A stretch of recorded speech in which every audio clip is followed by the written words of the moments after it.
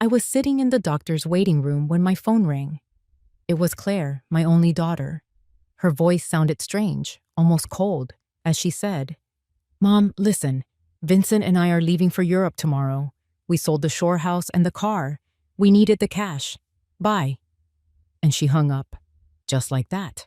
45 years of raising her, of sacrificing for her, and she discards me like a piece of trash. But I took a deep breath and smiled, because there was something my dear daughter didn't know. My name is Eleanor. I'm 71 years old, and until that moment, I thought I knew my daughter.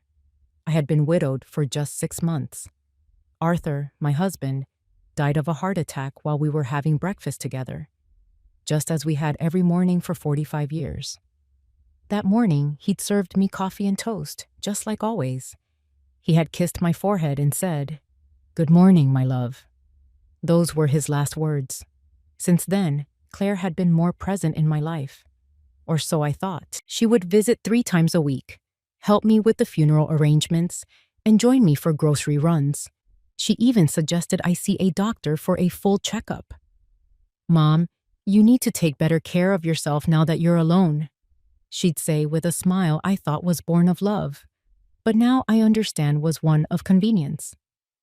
The shore house had been our refuge for years. Arthur and I bought it when Claire was 15, with so much hard work and sacrifice. Every summer we went there. We built memories, celebrated birthdays, Christmases. Claire brought her boyfriends, and later Vincent, her husband. I would cook for everyone, clean, do the laundry. It was our family tradition. I never thought she'd see it as just an asset to be liquidated. And the car, that old Ford station wagon that Arthur cared for like it was his own child. He washed it every Sunday, changed the oil religiously, and always parked it on the same corner under the shade of the big oak tree. Claire knew what that car meant to me. It was the last piece of him I had left. His scent was still in the upholstery. When she hung up, I just sat there in that uncomfortable green plastic chair surrounded by other sick people. And for the first time in months, I didn't cry. Something strange happened inside me, a calm I hadn't felt since Arthur's death, because in that moment, I remembered something I had completely forgotten. 3 days before he died, Arthur had handed me a manila envelope. "Eleanor, keep this in your dresser drawer. If anything happens to me, open it after a while, but only when you feel ready." I put it away without much thought. After the funeral, with all the pain and paperwork, I simply forgot about it. But it was there, waiting for me at home. The nurse called my name. The doctor examined me, told me I was in good shape for my age, that I just needed to rest more and eat better. I nodded and smiled, but my mind was elsewhere. I was thinking about that envelope, about the coldness in Claire's voice, about how Vincent was probably behind all of this. He had never liked me, always seeing me as a burden. I left the clinic and walked slowly to the bus stop. I didn't have a car anymore, according to Claire. But as I waited, I couldn't help but smile. There was something poetic about it all. My daughter thought she had left me with nothing, but what she didn't know was that Arthur, my dear Arthur, was always a man who planned ahead. The bus arrived, and I sat by the window. I watched the city go by, the houses, the stores, the people rushing from one place to another, all with their own tragedies, their own secrets. I had mine too, and I was about to uncover them. When I got home, I went straight up to my bedroom. I opened the dresser drawer, and there it was, the manila envelope, exactly where I had left it. My hands trembled slightly as I picked it up. I could feel several documents inside. Arthur had written my name on the front in his careful script. I sat on the bed we had shared for so many years and took a deep breath. It was starting to get dark outside, and the house was filling with those familiar shadows that no longer scared me. I opened the envelope slowly, as if unwrapping a birthday present. What I found inside would change everything. It left me breathless. There were legal documents, deeds, bank certificates, and a handwritten letter from Arthur. My eyes filled with tears as I read his familiar handwriting. My dearest Eleanor, if you are reading this, it means I am no longer with you. Forgive me for not telling you everything while I was alive, but I wanted to protect you from worry. Over the years, I invested our savings in properties and businesses.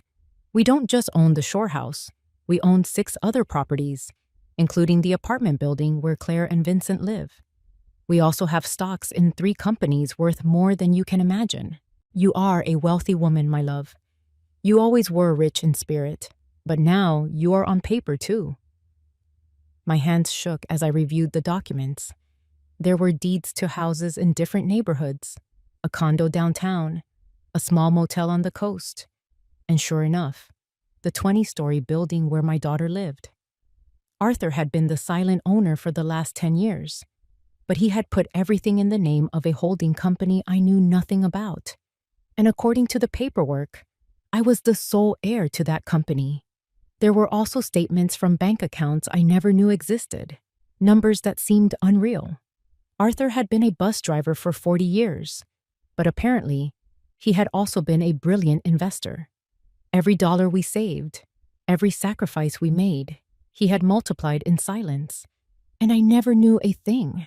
In the letter, Arthur explained he'd kept it all a secret because he didn't want me to worry about money, nor did he want Claire to know about our true financial situation. You know our daughter, Eleanor. If she knew we had this much money, her attitude might change. I want her to love us for who we are, not for what we have. The irony was crushing. Our daughter had abandoned us thinking we had nothing, when in reality, we had everything. I couldn't sleep that night. I walked through the house, touching the old furniture, the knickknacks Claire had always criticized as being outdated. I looked at the family photos on the wall, especially one where she was 5 years old, sitting on Arthur's lap, laughing. Where did that sweet girl go? When did she become so cold, so calculating? The next morning, the phone rang early. It was Claire again. Her voice sounded different, softer, but I had already learned to distrust those shifts in tone. Mom, how are you? I wanted to let you know we've transferred the money from the house and the car. We deposited your share into your account. It's not much, but it'll help you live for a few months while you find a smaller place. My share? I asked, keeping my voice calm. Yes, Mom. Obviously, we weren't going to leave you with nothing. We gave you 30%. That's fair, right? We need the money for this investment in Europe. Vincent has an incredible business opportunity over there. 30% of my own property. How generous. I understand. So, when are you leaving? This afternoon. Our bags are packed. We'll be gone for at least 6 months, maybe longer if the business works out. But don't worry, Mom. When we get back, we'll help you find a small apartment, something that fits your needs. Fits my needs. As if she had any idea what my needs were. All right, Claire. Have a good trip. Oh, Mom, I knew you'd understand. You've always been so supportive. We love you so much. And she hung up. I stood there, phone in hand, and for the first time in months, I laughed. I laughed like I hadn't since Arthur died. The situation was so absurd it was comical. My daughter had robbed me, kicked me out of my own home, spoken to me with unbearable condescension, all to finance a European fantasy that would probably end in disaster. But what bothered me most wasn't the money. It was the ease with which she had discarded me. 45 years of my life dedicated to her, of sacrifice, of unconditional love, and she had erased me from her life with a 2-minute phone call. That's what hurt. I checked my bank account online. Sure enough, they had deposited a sum that probably seemed generous to them, but to me, it was a joke. They had sold the shore house for far less than it was worth, likely because they needed the cash fast. And Arthur's car, they had practically given it away. That afternoon, from my window, I watched Claire and Vincent load suitcases into a cab. He was hauling 2 enormous bags. She carried a designer travel bag that looked very expensive. I saw them laugh, kiss, make plans. They looked like 2 teenagers excited for an adventure. They never looked up at my window. They never said goodbye. When the cab drove away, I sat in the kitchen with a cup of tea and Arthur's documents spread across the table. I had decisions to make. I could call a lawyer, reclaim my properties, and take back everything they had stolen. But something told me there was a better way to handle this, a more educational way. I called Gregory, the lawyer who had handled Arthur's affairs. He had been at the funeral. He'd offered his condolences and told me not to hesitate to call if I needed anything. Well, now I needed him. "Eleanor, how wonderful to hear from you. How are you holding up?" "I'm well, Gregory. I need to see you urgently. I found some of Arthur's papers that I don't quite understand." "Of course. Can you come by my office tomorrow morning?" "I'll be there." That night, for the first time in months, I slept soundly. I dreamed of Arthur. He was sitting in his favorite armchair, reading the newspaper as he did every morning.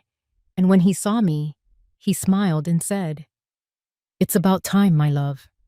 It's about time you stood up for yourself." I woke with a strange feeling.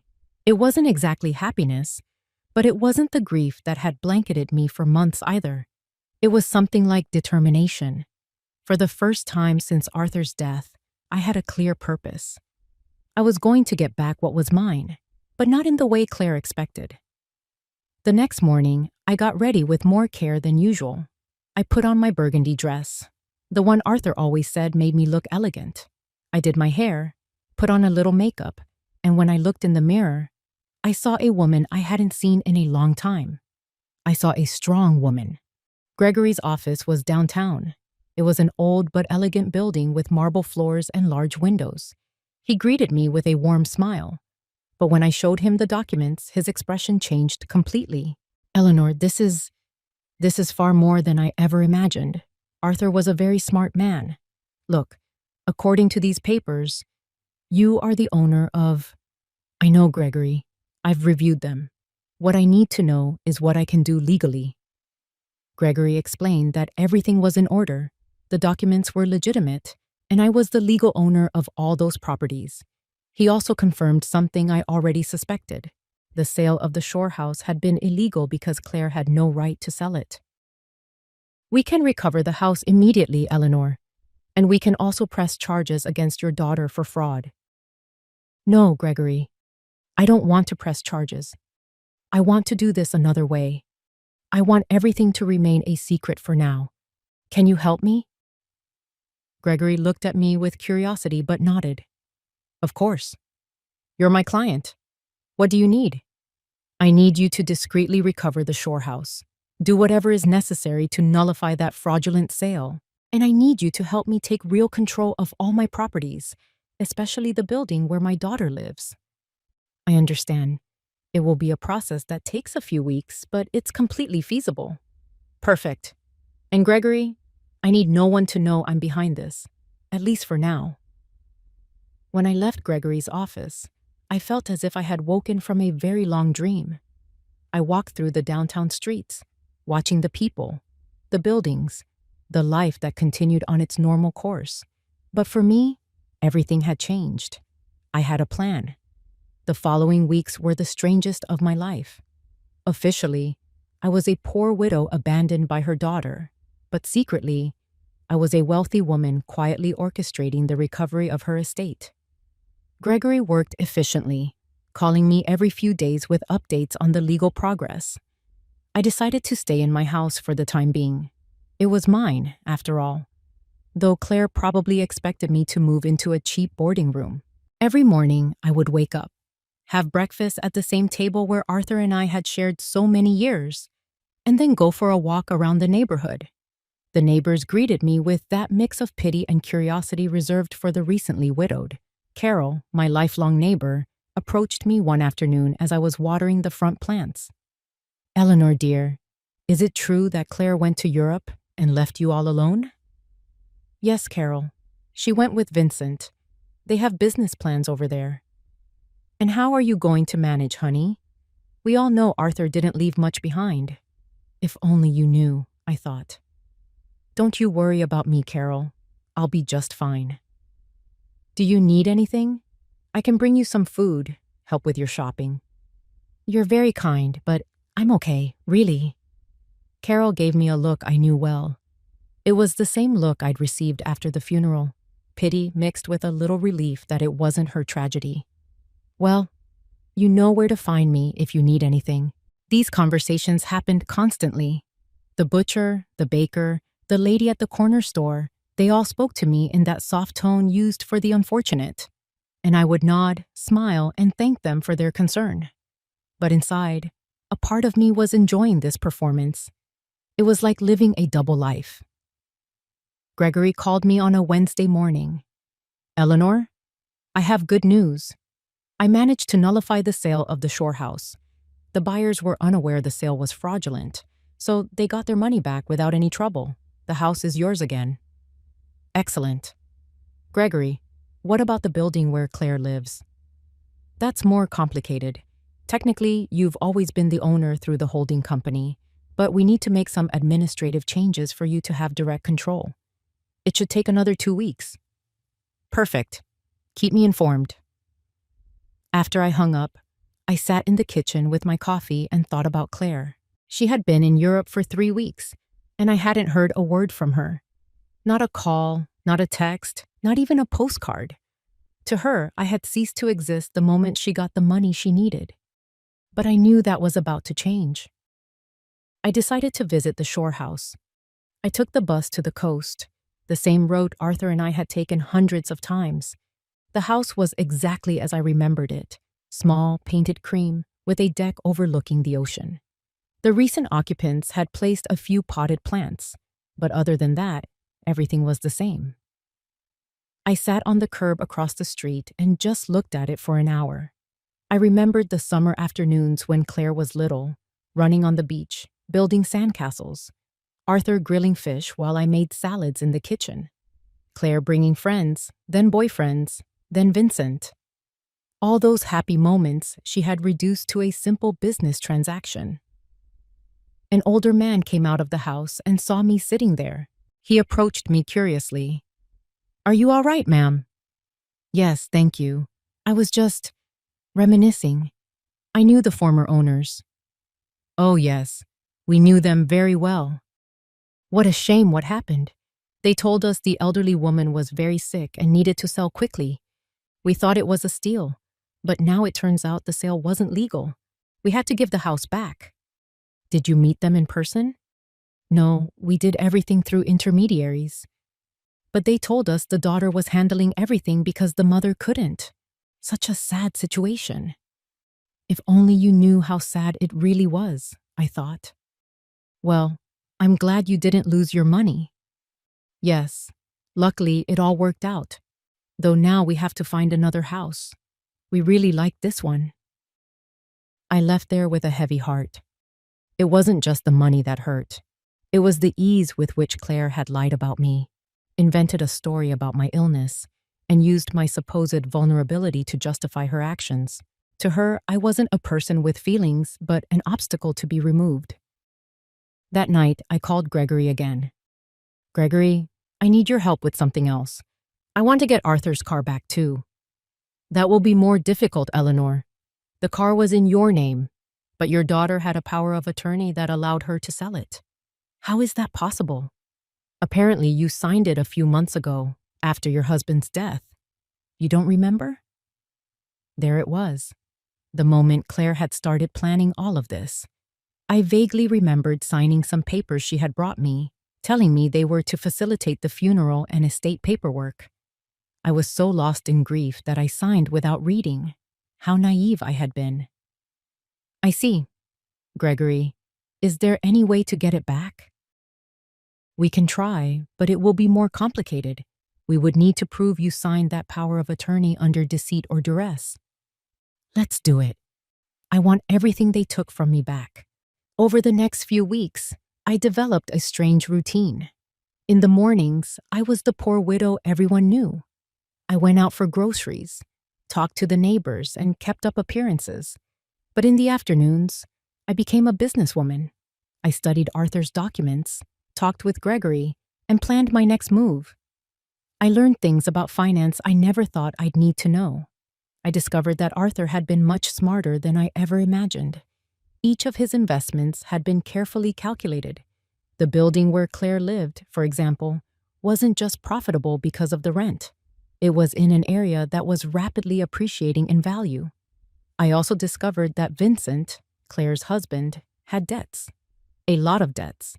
He had taken out loans using their apartment as collateral, not knowing he wasn't the real owner. When the banks found out, he was going to be in serious trouble. Gregory called on a Friday with important news. "Eleanor, we've finalized all the paperwork. You now have full control of all your properties. I also recovered Arthur's car. The buyer happened to be an acquaintance of mine, and when I explained the situation, he agreed to return it for a small compensation." "Excellent work. Gregory, now I need you to help me with one more thing. I want you to send a letter to my daughter." "What kind of letter?" "An eviction notice." There was a silence on the other end of the line. "Eleanor, are you sure you want to do this?" "Completely sure. She decided I wasn't important in her life. Now she's going to find out just how important I really am." "I understand. Do you want me to send it to Europe?" "No. I want you to have it delivered when she gets back. I have a feeling that will be very soon." I wasn't wrong. That very afternoon, Carol came running to my house with fresh neighborhood gossip. "Eleanor, did you hear Vincent is in trouble with the bank? My brother-in-law who works there told me they're investigating some loans he took out using their apartment as collateral. But it turns out the apartment isn't his." "Is that so?" "Yes, and it seems Claire knew nothing about it. They're saying she's going to have to come back from Europe to sort out this mess. What a complicated situation." "Yes, and the worst part is, apparently Vincent lied to her about the business in Europe. There was no business. He just wanted to escape the debts he had here." Perfect. Everything was falling into place exactly as I had hoped. Claire had trusted Vincent, had sacrificed her relationship with me for him, and now she was discovering he wasn't the man she thought he was. That night, I sat on the porch with a cup of tea and looked at the stars. Arthur used to say the stars were the souls of people who had lived full lives, watching over their families from the heavens. If that was true, then he was up there, watching his plan unfold perfectly. "Thank you, my love," I said to the sky.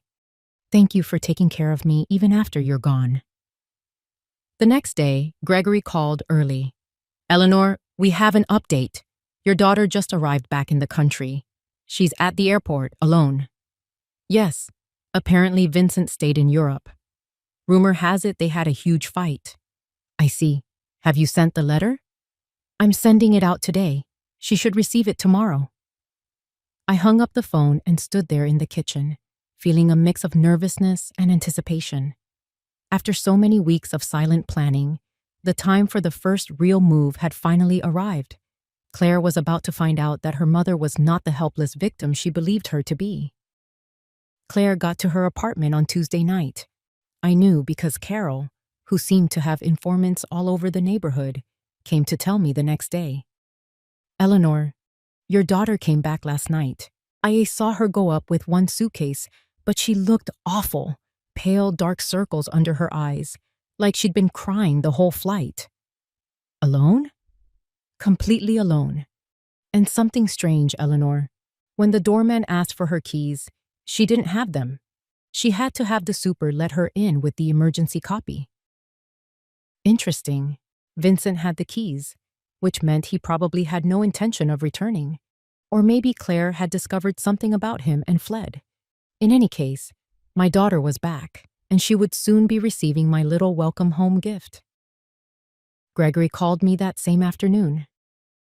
"Eleanor, the letter was delivered an hour ago. The doorman confirmed your daughter received it personally." "Perfect. How long did we give her?" 30 days to vacate the apartment, as required by law. "But, Eleanor, are you sure about this? She is your daughter after all." "Gregory, my daughter kicked me out of my own home with a 2-minute phone call. She sold my belongings without asking. She treated me like trash. Now, She's going to learn that actions have consequences. I understand. I just wanted to make sure you'd considered all the implications. I've considered them all, Gregory. Every single one. I couldn't sleep that night. I stayed awake, imagining Claire's face as she read the letter. The initial confusion, then disbelief, then panic. She would probably think it was a mistake, that someone was trying to scam her. But when she called to verify, she would discover it was all completely legal. The next day, as if on cue, the phone rang at 8 in the morning.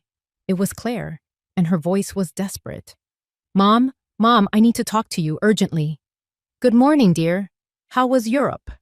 Mom, I don't have time for that right now. I got a really weird letter yesterday. It says I have to be out of my apartment in 30 days. It has to be a mistake, right? Do you know anything about this? An eviction notice? How strange. Who is it from? Some company I've never heard of. It's called… Wait, let me find the letter. Arthur Holdings, LLC. Do you know them? Arthur had used his own name for the company. How poetic. No, dear, I've never heard of them. Are you sure the letter is legitimate? That's what I need to find out. Mom, I need your help. I don't know what to do. Vincent left me in Europe. He ran off with another woman. And now I come back to this. I don't understand what's happening. There was the confirmation. Vincent had abandoned her, probably when the money ran out, or when he realized his legal troubles back home were more serious than he thought. Poor Claire.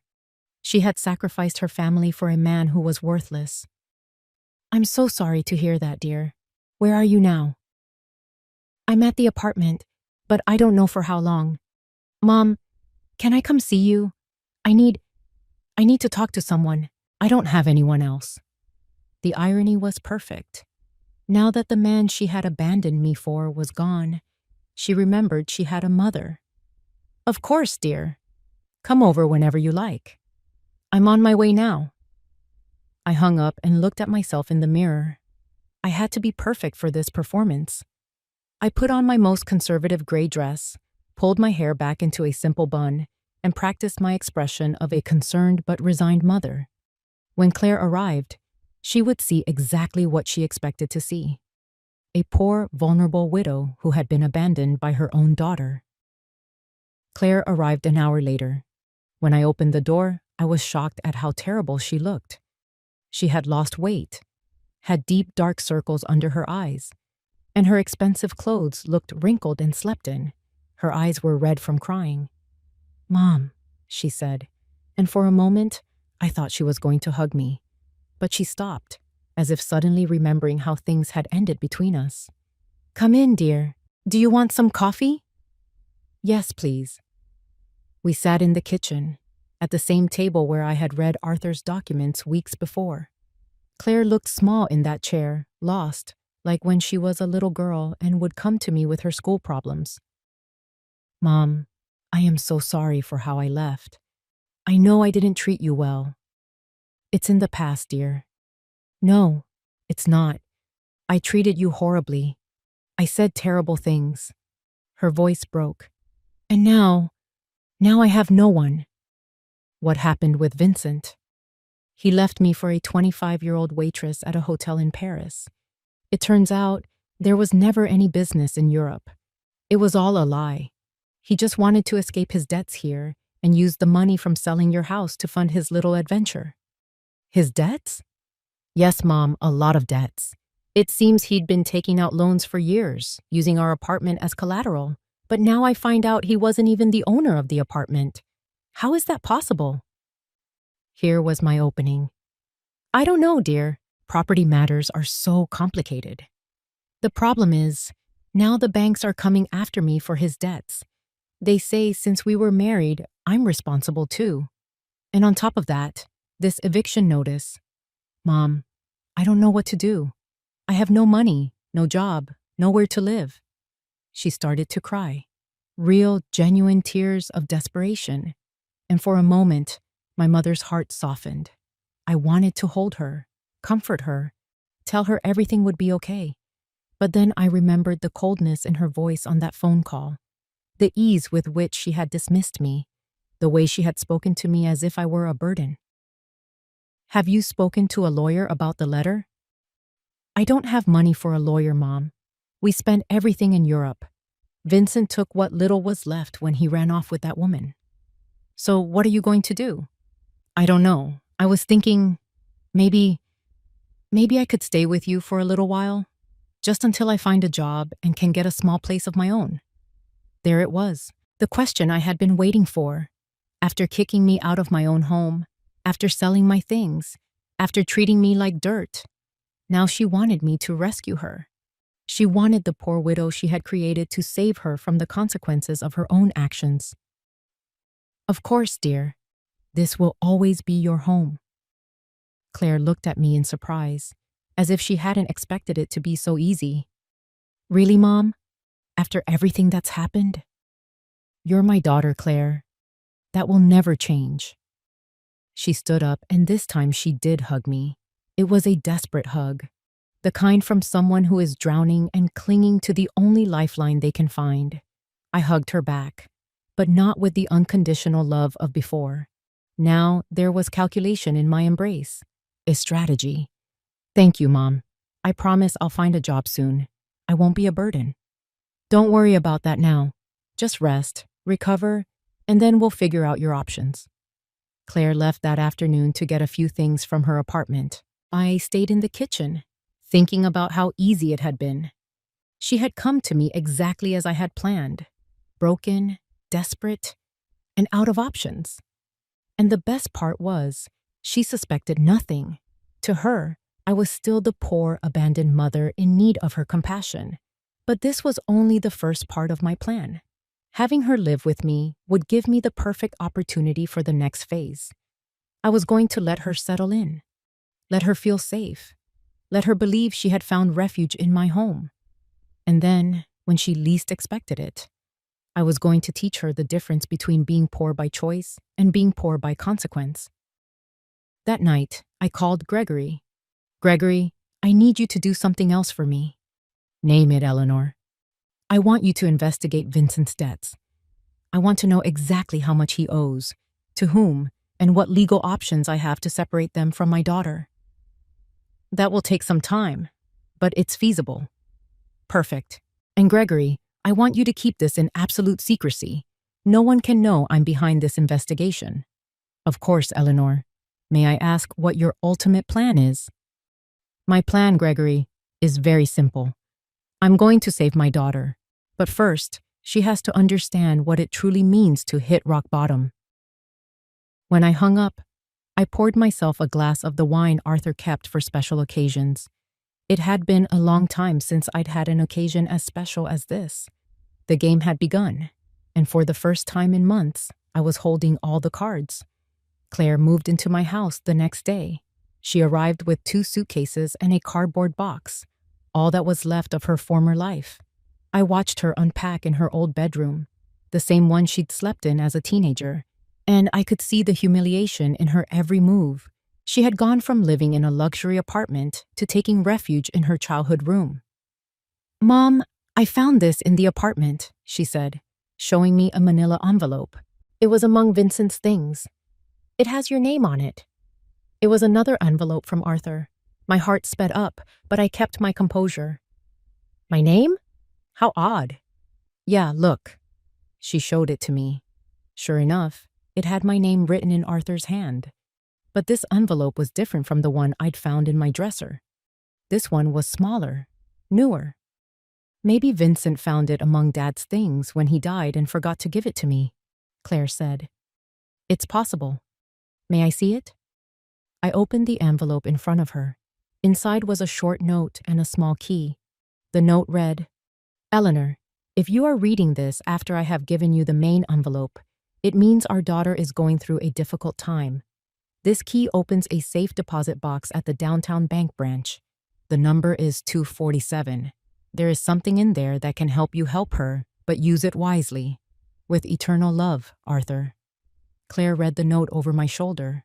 "A safe deposit box? Dad had a safe deposit box?" "I had no idea," I lied. "Your father never told me about this." Do you think we should go see what's in it? I don't know, dear. Maybe it's best to leave things as they are. But Mom, maybe there's something important in there. Documents or, I don't know, maybe something of value that could help us. The desperation in her voice was palpable.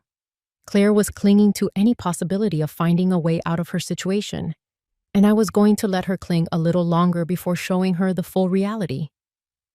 All right, I said after a calculated pause. We can go tomorrow. That evening, Claire and I had dinner together for the first time in months. She had cooked, trying to be helpful, but the food tasted of guilt and despair. She told me more details about what had happened in Europe, and each story was worse than the last. Vincent lied to me about everything, Mom. Not just the business, but the debts, too. I thought he only owed a little bit of money, but it turns out he owes over $100,000. And the worst part is, he used my name for some of the loans without me knowing. How is that possible? He forged my signature. When I married him, I gave him some documents to handle the bank paperwork for our joint account. I never thought he'd use them for this. Do you have any way to prove you didn't know? I don't know. It's all so complicated. The banks say that since we were married, I'm responsible for all his debts anyway. And the divorce? I don't even know where Vincent is now. He's completely disappeared. His phone is disconnected. He doesn't answer emails, nothing. It's like he vanished into thin air. Perfect. Vincent had fled like the rat he always was, leaving Claire to face the consequences of his actions alone. In a way, he had done me a favor. Now my daughter was experiencing exactly what I had felt when she abandoned me. The betrayal of someone she had trusted completely. I'm so sorry, dear. I didn't know things were this bad. I didn't either, Mom. I thought Vincent loved me, that we were going to build something together. But it turns out, I was just an easy way for him to get money and documents. Claire started to cry again. How could I have been so stupid? How did I not see what he really was? It was tempting to tell her I had seen the signs from the beginning, that I had tried to warn her, that Vincent had never seemed trustworthy to me, but that would have broken my facade of the understanding, vulnerable mother. Love makes us blind sometimes, dear. Don't blame yourself. But Mom, I didn't just ruin my life. I ruined yours too. I treated you horribly. I took your house, your car, your things, and all to give it to a man who abandoned me at the first opportunity. That's in the past, Claire. No, it's not. Now we're both in trouble because of me. You lost everything Dad left you, and I lost my marriage and my future. We're two poor women just trying to survive. If only she knew, I thought. If only she knew that right now I have more money than she could possibly imagine, that I own the building she lived in, that I could solve all her problems with a single phone call. But it wasn't time yet. The next day, we went to the bank. Claire was nervous, hopeful. I maintained my act of the confused widow who didn't understand much about finances. The bank employee led us to the safe deposit boxes, verified my ID, and opened box number 247. Inside were jewels, a lot of jewels, rings, necklaces, bracelets, earrings. I recognized some pieces as heirlooms from Arthur's family. Others were completely new to me. There was also a letter explaining the origin of each piece and its approximate value. Claire gasped.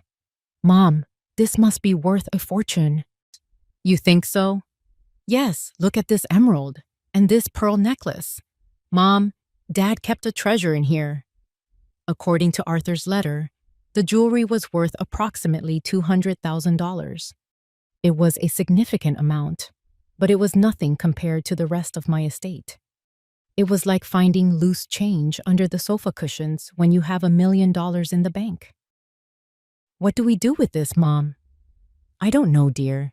They're just family heirlooms. But Mom, we could sell some of the pieces. With this money, you could get your shore house back, and I could pay off some of Vincent's debts. There it was again. Even when she found something valuable, Claire's first thought was how to use it to solve the problems Vincent had created. She hadn't learned a thing yet. Are you sure you want to use your father's inheritance to pay Vincent's debts? What other choice do I have, Mom? If I don't pay something, the banks are going to foreclose on everything I have. And technically, I don't have anything. Everything was in Vincent's name. Think about it carefully, dear. Once you sell these jewels, you won't be able to get them back. I know, but what else can I do? I can't get a job with all these pending legal claims. No employer is going to want to hire someone with so many legal problems. We took the jewelry home. Claire spread it out on the kitchen table and examined each piece, calculating which ones she could sell and which she could keep.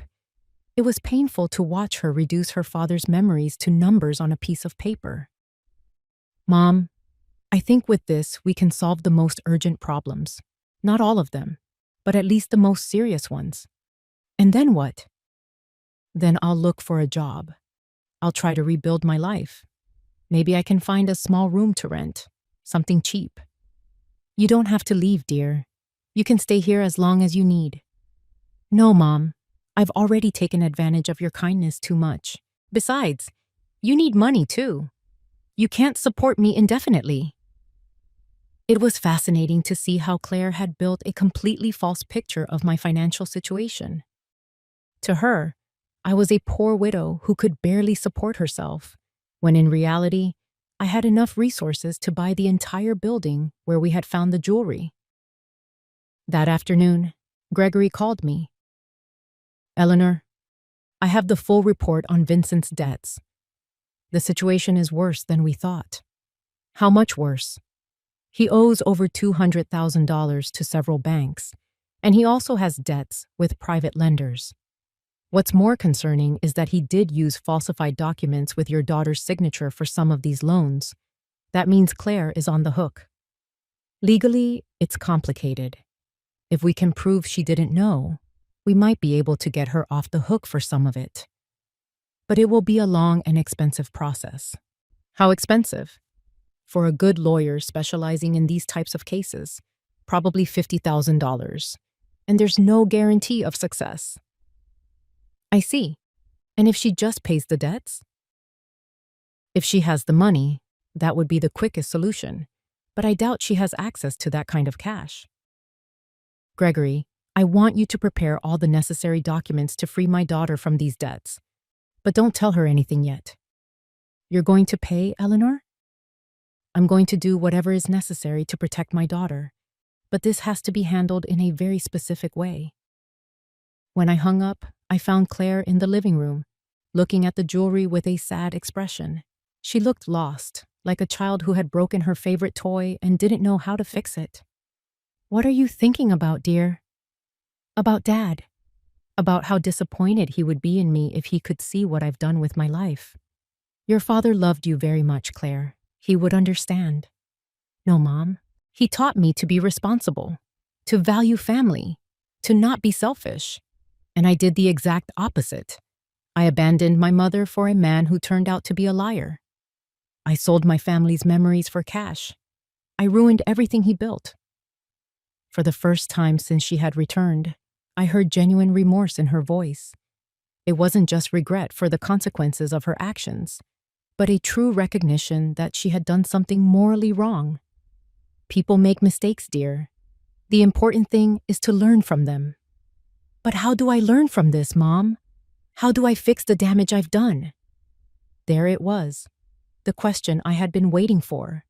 Claire was finally ready to face the truth about her actions and their consequences. But it still wasn't time to reveal my final card. First, I had to let her hit rock bottom completely. The next few days were crucial to my plan. Claire decided to sell most of the jewelry, keeping only the engagement ring Arthur had given me, and a small necklace that had belonged to her grandmother. I watched her prepare to visit jewelers, research prices, and negotiate with buyers. It was painful to see her reduce decades of family history to commercial transactions, but it was necessary for her to understand the real weight of her decisions. Mom, I got $180,000 for the jewelry, she told me one afternoon, counting the bills on the kitchen table. It's less than I hoped for, but it's enough to pay off the most urgent debts. Are you sure you want to do this? I have no choice. If I don't pay something soon, they'll start seizing assets. Even this house could be at risk if they prove I have some kind of legal connection to the properties. The irony of the situation was thick. Claire was worried about losing a house that I owned, paying off the debts of a man who had abandoned her, with money from jewelry that had belonged to the very man who had built the fortune that could save her. And how will you decide which debts to pay first? I spoke with a free financial advisor at the bank. She told me to prioritize the debts with real collateral, because those are the ones that can affect property or lead to immediate seizures. Claire had matured a lot in these few weeks. The woman who had sold my things without consulting me was now carefully researching every financial decision. The suffering had made her more responsible, but also more fragile. That night, as she was organizing the debt paperwork on the table, I received a call from Gregory. "Eleanor, I have important news. We've located Vincent." "Where is he?" "In Paris, as your daughter suspected. But here's the interesting part. He's trying to get French residency through a sham marriage with that young woman your daughter mentioned." "A sham marriage?" "Yes. Apparently the girl needs papers, and he needs a way to stay in Europe without being deported. But more importantly, we found evidence that he deliberately forged your daughter's documents with the intent to flee the country. So that means Claire can be freed from the debts? With this evidence, yes, we can prove fraud and coercion. Your daughter wouldn't have to pay for anything Vincent did behind her back." It was perfect. I had a way to legally save Claire from all her debts without her suspecting that I had the money to do it myself. "Gregory, I want you to start the legal process immediately." "Should I tell your daughter?" "Not yet. I want the process to be completely finished before I say anything. I don't want to give her false hope." "Understood. This will take about 3 weeks, maybe a month." "Perfect." When I hung up, Claire looked at me curiously. "Who was that, Mom?" "A woman asking for Mrs. Henderson, the neighbor down the street. Wrong number." Lying had become easy. With each passing day, I felt more comfortable in this double life I was leading. On one hand, I was the poor, abandoned mother Claire believed me to be.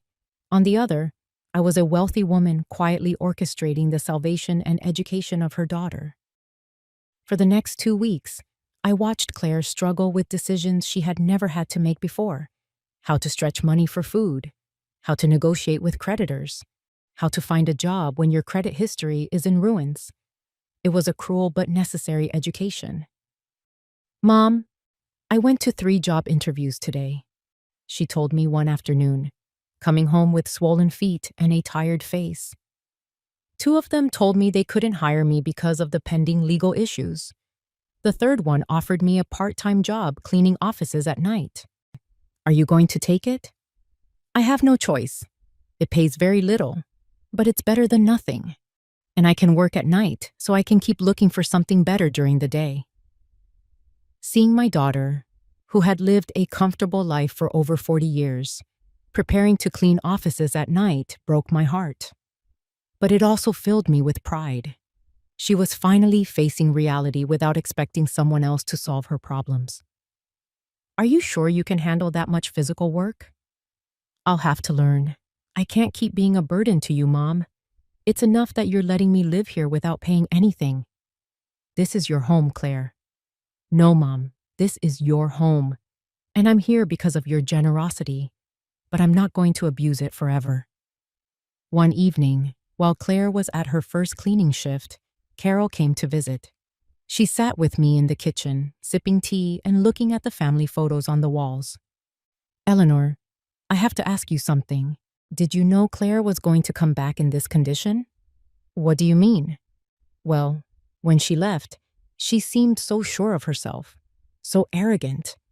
She talked about the great life she was going to have in Europe, how successful Vincent was, and now she comes back completely broken, working as a cleaner, living with you again." "Life has a way of teaching us lessons, Carol." "Yes, but there's something more. I've been watching Claire these past few days, and she seems different. Not just sad, but humble. as if she's learned something important.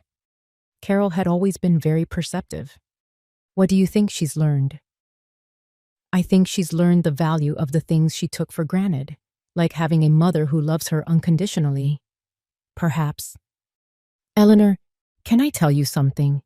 When Claire left and treated you so badly, many of us thought you would never forgive her.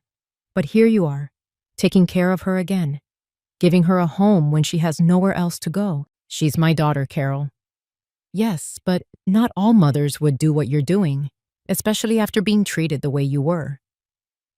If Carol only knew the whole truth, that I had the power to solve all of Claire's problems, but was choosing to let her suffer a bit longer so she could learn the complete lesson. Do you think I'm doing the right thing? I think you're doing what a good mother would do, but I also think Claire needs to fully understand what she lost when she abandoned you. What do you mean? I think she needs to value you not just as the mother who rescues her when she's in trouble, but as the strong woman who built a stable life for 45 years. She needs to respect you, not just need you. Carol had hit the nail on the head.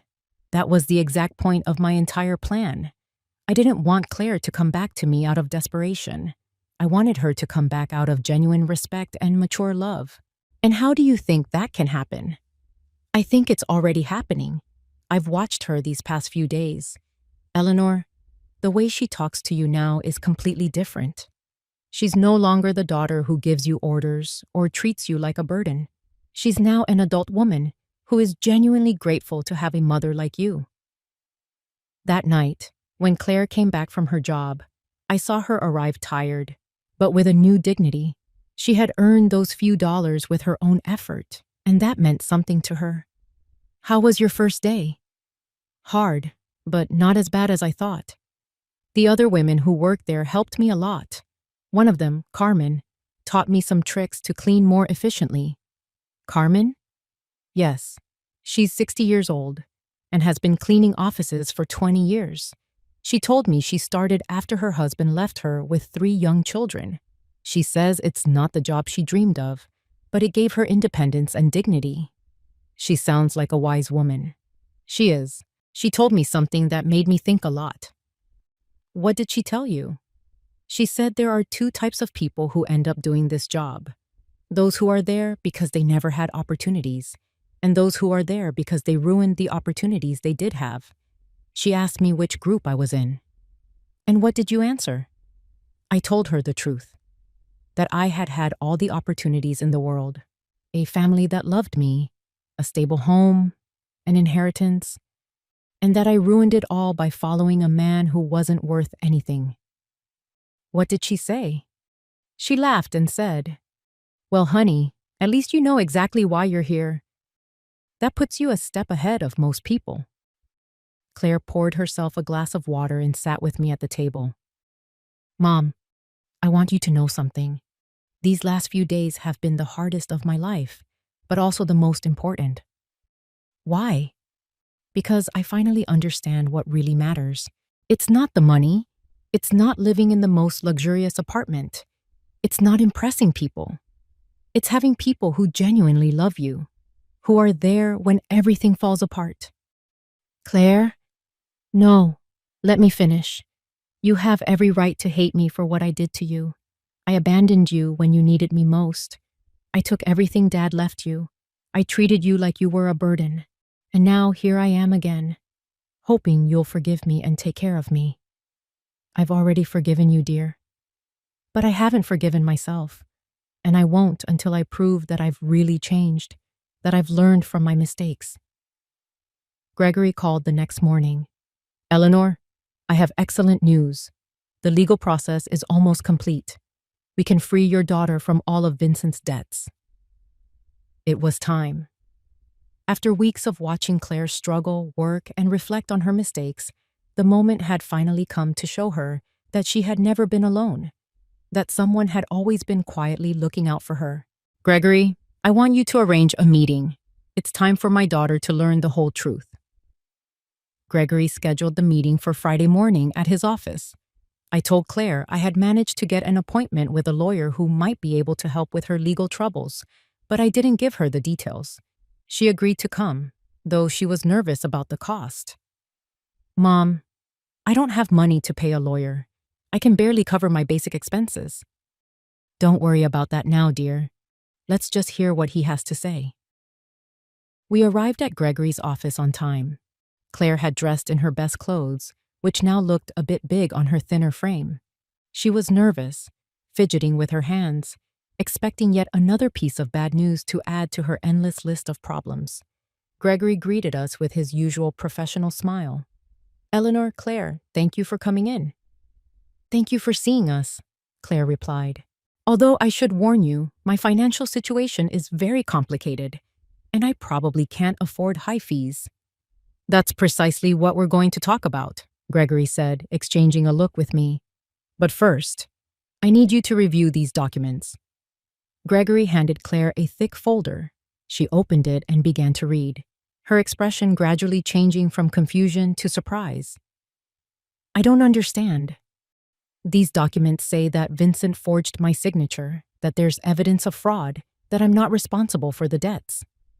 That's right. We've been investigating your case for the last few weeks.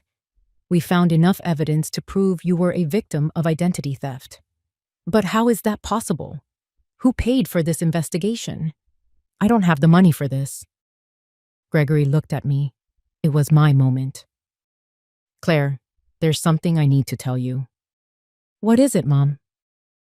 I took a deep breath. After weeks of acting, I was finally going to reveal the truth. Your father left me more than you knew. Much more. What do you mean?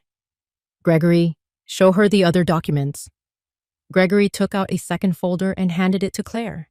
This time, the documents were the property deeds, the bank statements, the investment certificates, the entire estate Arthur had built in secret. Claire read in silence for several minutes. Her face went through a full range of emotions: confusion, disbelief, shock, and finally, understanding. Mom, this says you own the building where I used to live. Yes. And that you have other properties, bank accounts, investments? Yes. This means that when I sold the shore house, it wasn't my house to sell, and the sale was fraudulent. I've already recovered it. Claire stared at the papers, trying to process the information. How long have you known this? Since the day you called me from the doctor's office. You knew all of this when I came back from Europe asking for help? Yes. You knew you could solve all my problems when you saw me crying every night? Yes. There was a long, tense silence. Claire closed the folders and looked me directly in the eyes. Why, Mom, why did you let me suffer if you could have helped me? This was the question I had been waiting weeks to answer. Because you needed to learn something you couldn't learn any other way. What was that? You needed to learn the value of the things you had lost, the value of family, of respect, of responsibility. When you abandoned me, it wasn't just money you took from me. It was dignity. It was love. It was trust. Claire began to cry. But these weren't the tears of self-pity she had shed for weeks. These were tears of deep understanding. I abandoned you when you needed me most. Yes. I treated you like you were garbage. Yes. And you saved me anyway. Yes, but not in the way you expected. I didn't save you by giving you money to continue making the same mistakes. I saved you by letting you hit rock bottom so you could learn to save yourself. Gregory discreetly interjected. Claire, your mother has paid all the legal expenses to free you from Vincent's debts. She has also recovered all the properties that were fraudulently sold. You are completely free of legal problems. And the cleaning job I got? You can quit if you want to, I said. But I hope you don't. Why? Because that job is teaching you something you never learned when everything was easy. It's teaching you the value of your own effort, the dignity of honest work, the importance of valuing every dollar you earn. Claire wiped her tears and looked at me with an expression I hadn't seen in years. It wasn't the look of a daughter who needs her mother, but the look of an adult woman who respects another woman. Do you forgive me, Mom? I forgave you a long time ago, dear. The question is, can you forgive yourself? I don't know if I can, I did unforgivable things. People make mistakes, Claire. What matters is what we do after we recognize those mistakes. Gregory left us alone in his office for a few minutes. Claire and I sat in silence, processing everything that had happened. Mom, I want you to know something. Even if you didn't have all this money, even if you really were the poor widow I thought you were, I would have learned the same lesson. Which lesson is that? That there is nothing more valuable than having someone who loves you unconditionally. For these past few weeks, the only thing that kept me sane was knowing I had a home with you. That no matter how much I had ruined my life, you were still my mother. That will never change, Claire. I know, but I also know that I can never take that love for granted again. I have to earn it every day, with respect, with gratitude, with actions, not just words. We left Gregory's office with a completely new relationship. We were no longer a mother and daughter bound by blood and habit. We were two adult women who had chosen each other after passing the most difficult tests possible. The following weeks were about rebuilding, but not in the way Claire might have expected. Even though she now knew I had enough resources to solve all her problems, she chose to keep her night shift cleaning job. Mom, I need to finish what I started, she told me one afternoon as she was getting ready for work. I can't just go back to a comfortable life as if nothing happened. Are you sure? You don't have to punish yourself forever. It's not a punishment. It's a way of remembering who I was and who I want to be now. I watched her put on her work uniform, something that would have been unthinkable a few months ago when she was living in the luxury apartment with Vincent. But there was something different in her posture, in the way she moved. She was no longer the broken woman who had arrived crying at my door. She was someone who had found dignity in honest work. Carol came to visit that afternoon, as she had every few days since Claire had returned. Eleanor, there are some very strange rumors going around the neighborhood. What kind of rumors? People are saying that you're not as poor as everyone thought. Someone saw Claire leaving a very fancy law firm downtown, and then they saw her paying off all her debts at the bank. People talk, Carol. Yes, but they're also saying you got your shore house back, and that you somehow managed to solve all of Claire's legal problems. That costs a lot of money, Eleanor. Carol knew me too well for me to deceive her for long. What exactly do you want to know? I want to know if my friend of 40 years has been lying to me about her situation. I poured myself a cup of tea and sat across from her. It was time to be honest with someone else. Arthur left me more than anyone knew, Carol. Much more. How much more? Enough that Claire and I will never have to worry about money again. Carol was silent for a moment, processing this information. And why did you pretend to be poor all these months? Because I needed Claire to learn something she couldn't learn any other way. I told her the whole story, Claire's cruel phone call, my plan of silent revenge, the weeks of watching her hit rock bottom, and finally, the revelation in Gregory's office. Eleanor, that is both brilliant and terrible at the same time. Terrible. Yes, because you let your own daughter suffer when you could have helped her immediately, but also brilliant, because I understand why you did it. You really understand? Yes. Claire needed to learn the value of the things she had lost. If you had simply given her money to solve her problems, she would have learned that there's always someone who will bail her out of the consequences of her bad decisions. Exactly. But Eleanor, didn't it hurt you to see her suffer?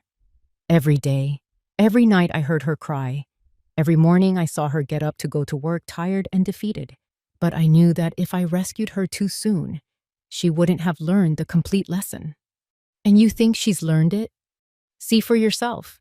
Claire knows she now has access to enough money to live comfortably, but she chose to keep her job. She knows she can move into a better place, but she decided to stay here with me. She knows she doesn't have to worry about debts, but she's using her own savings to help other women in similar situations. She's helping other women? Yes. She's become friends with the women she works with, and is using some of the money she earned cleaning offices to help a coworker who's having trouble paying for her son's daycare. Carol smiled. That's not the Claire who left for Europe. No, it's not. This Claire understands that money is a tool, not a goal. She understands that dignity comes from work and respect, not from material possessions. That night, when Claire came home from work, she found me reading in the living room. Mom, I have to tell you something. What happened? Today, Carmen asked me if I was the daughter of the rich lady from the North End. What did you tell her? I told her yes, that you have enough money that I don't have to work. And you know what she asked me next? What? She asked me why I was still working then. I explained that it's because I need to prove to myself that I can stand on my own 2 feet. And you know what she said? What did she say? She laughed and said, Honey, that's the difference between being rich and acting rich. Your mom taught you how to be truly rich. Carmen is very wise. Yes, and she made me understand something important. It's not about the money you have, but about how you use it and how you relate to it. Claire sat with me on the sofa. Mom, I want you to know I've made a decision. What is it? I'm going to keep living here with you, but not as a daughter who moves back in with her parents. I want to stay as an adult woman who chooses to share her life with her mother.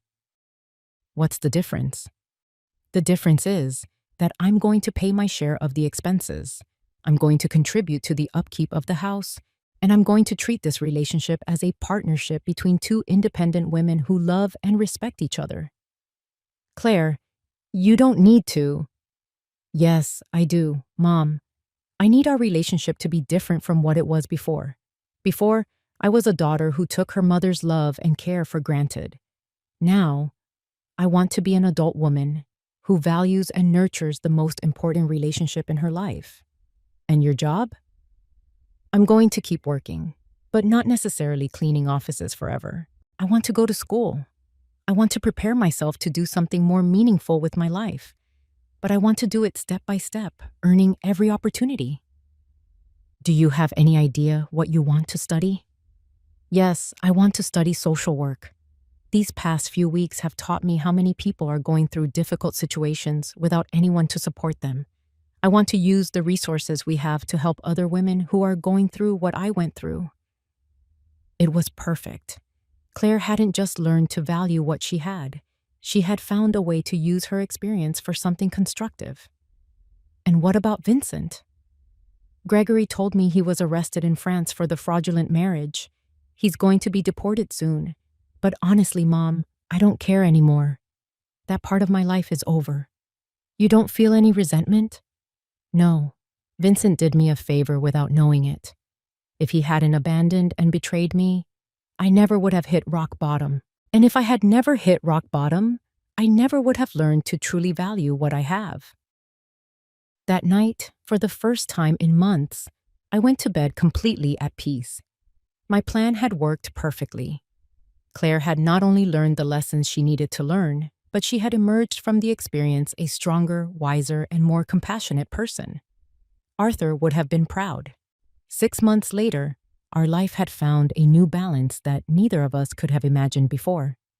Claire was excelling in her social work studies, and I decided to use some of my resources to establish a foundation to help women in situations of domestic violence and economic abandonment.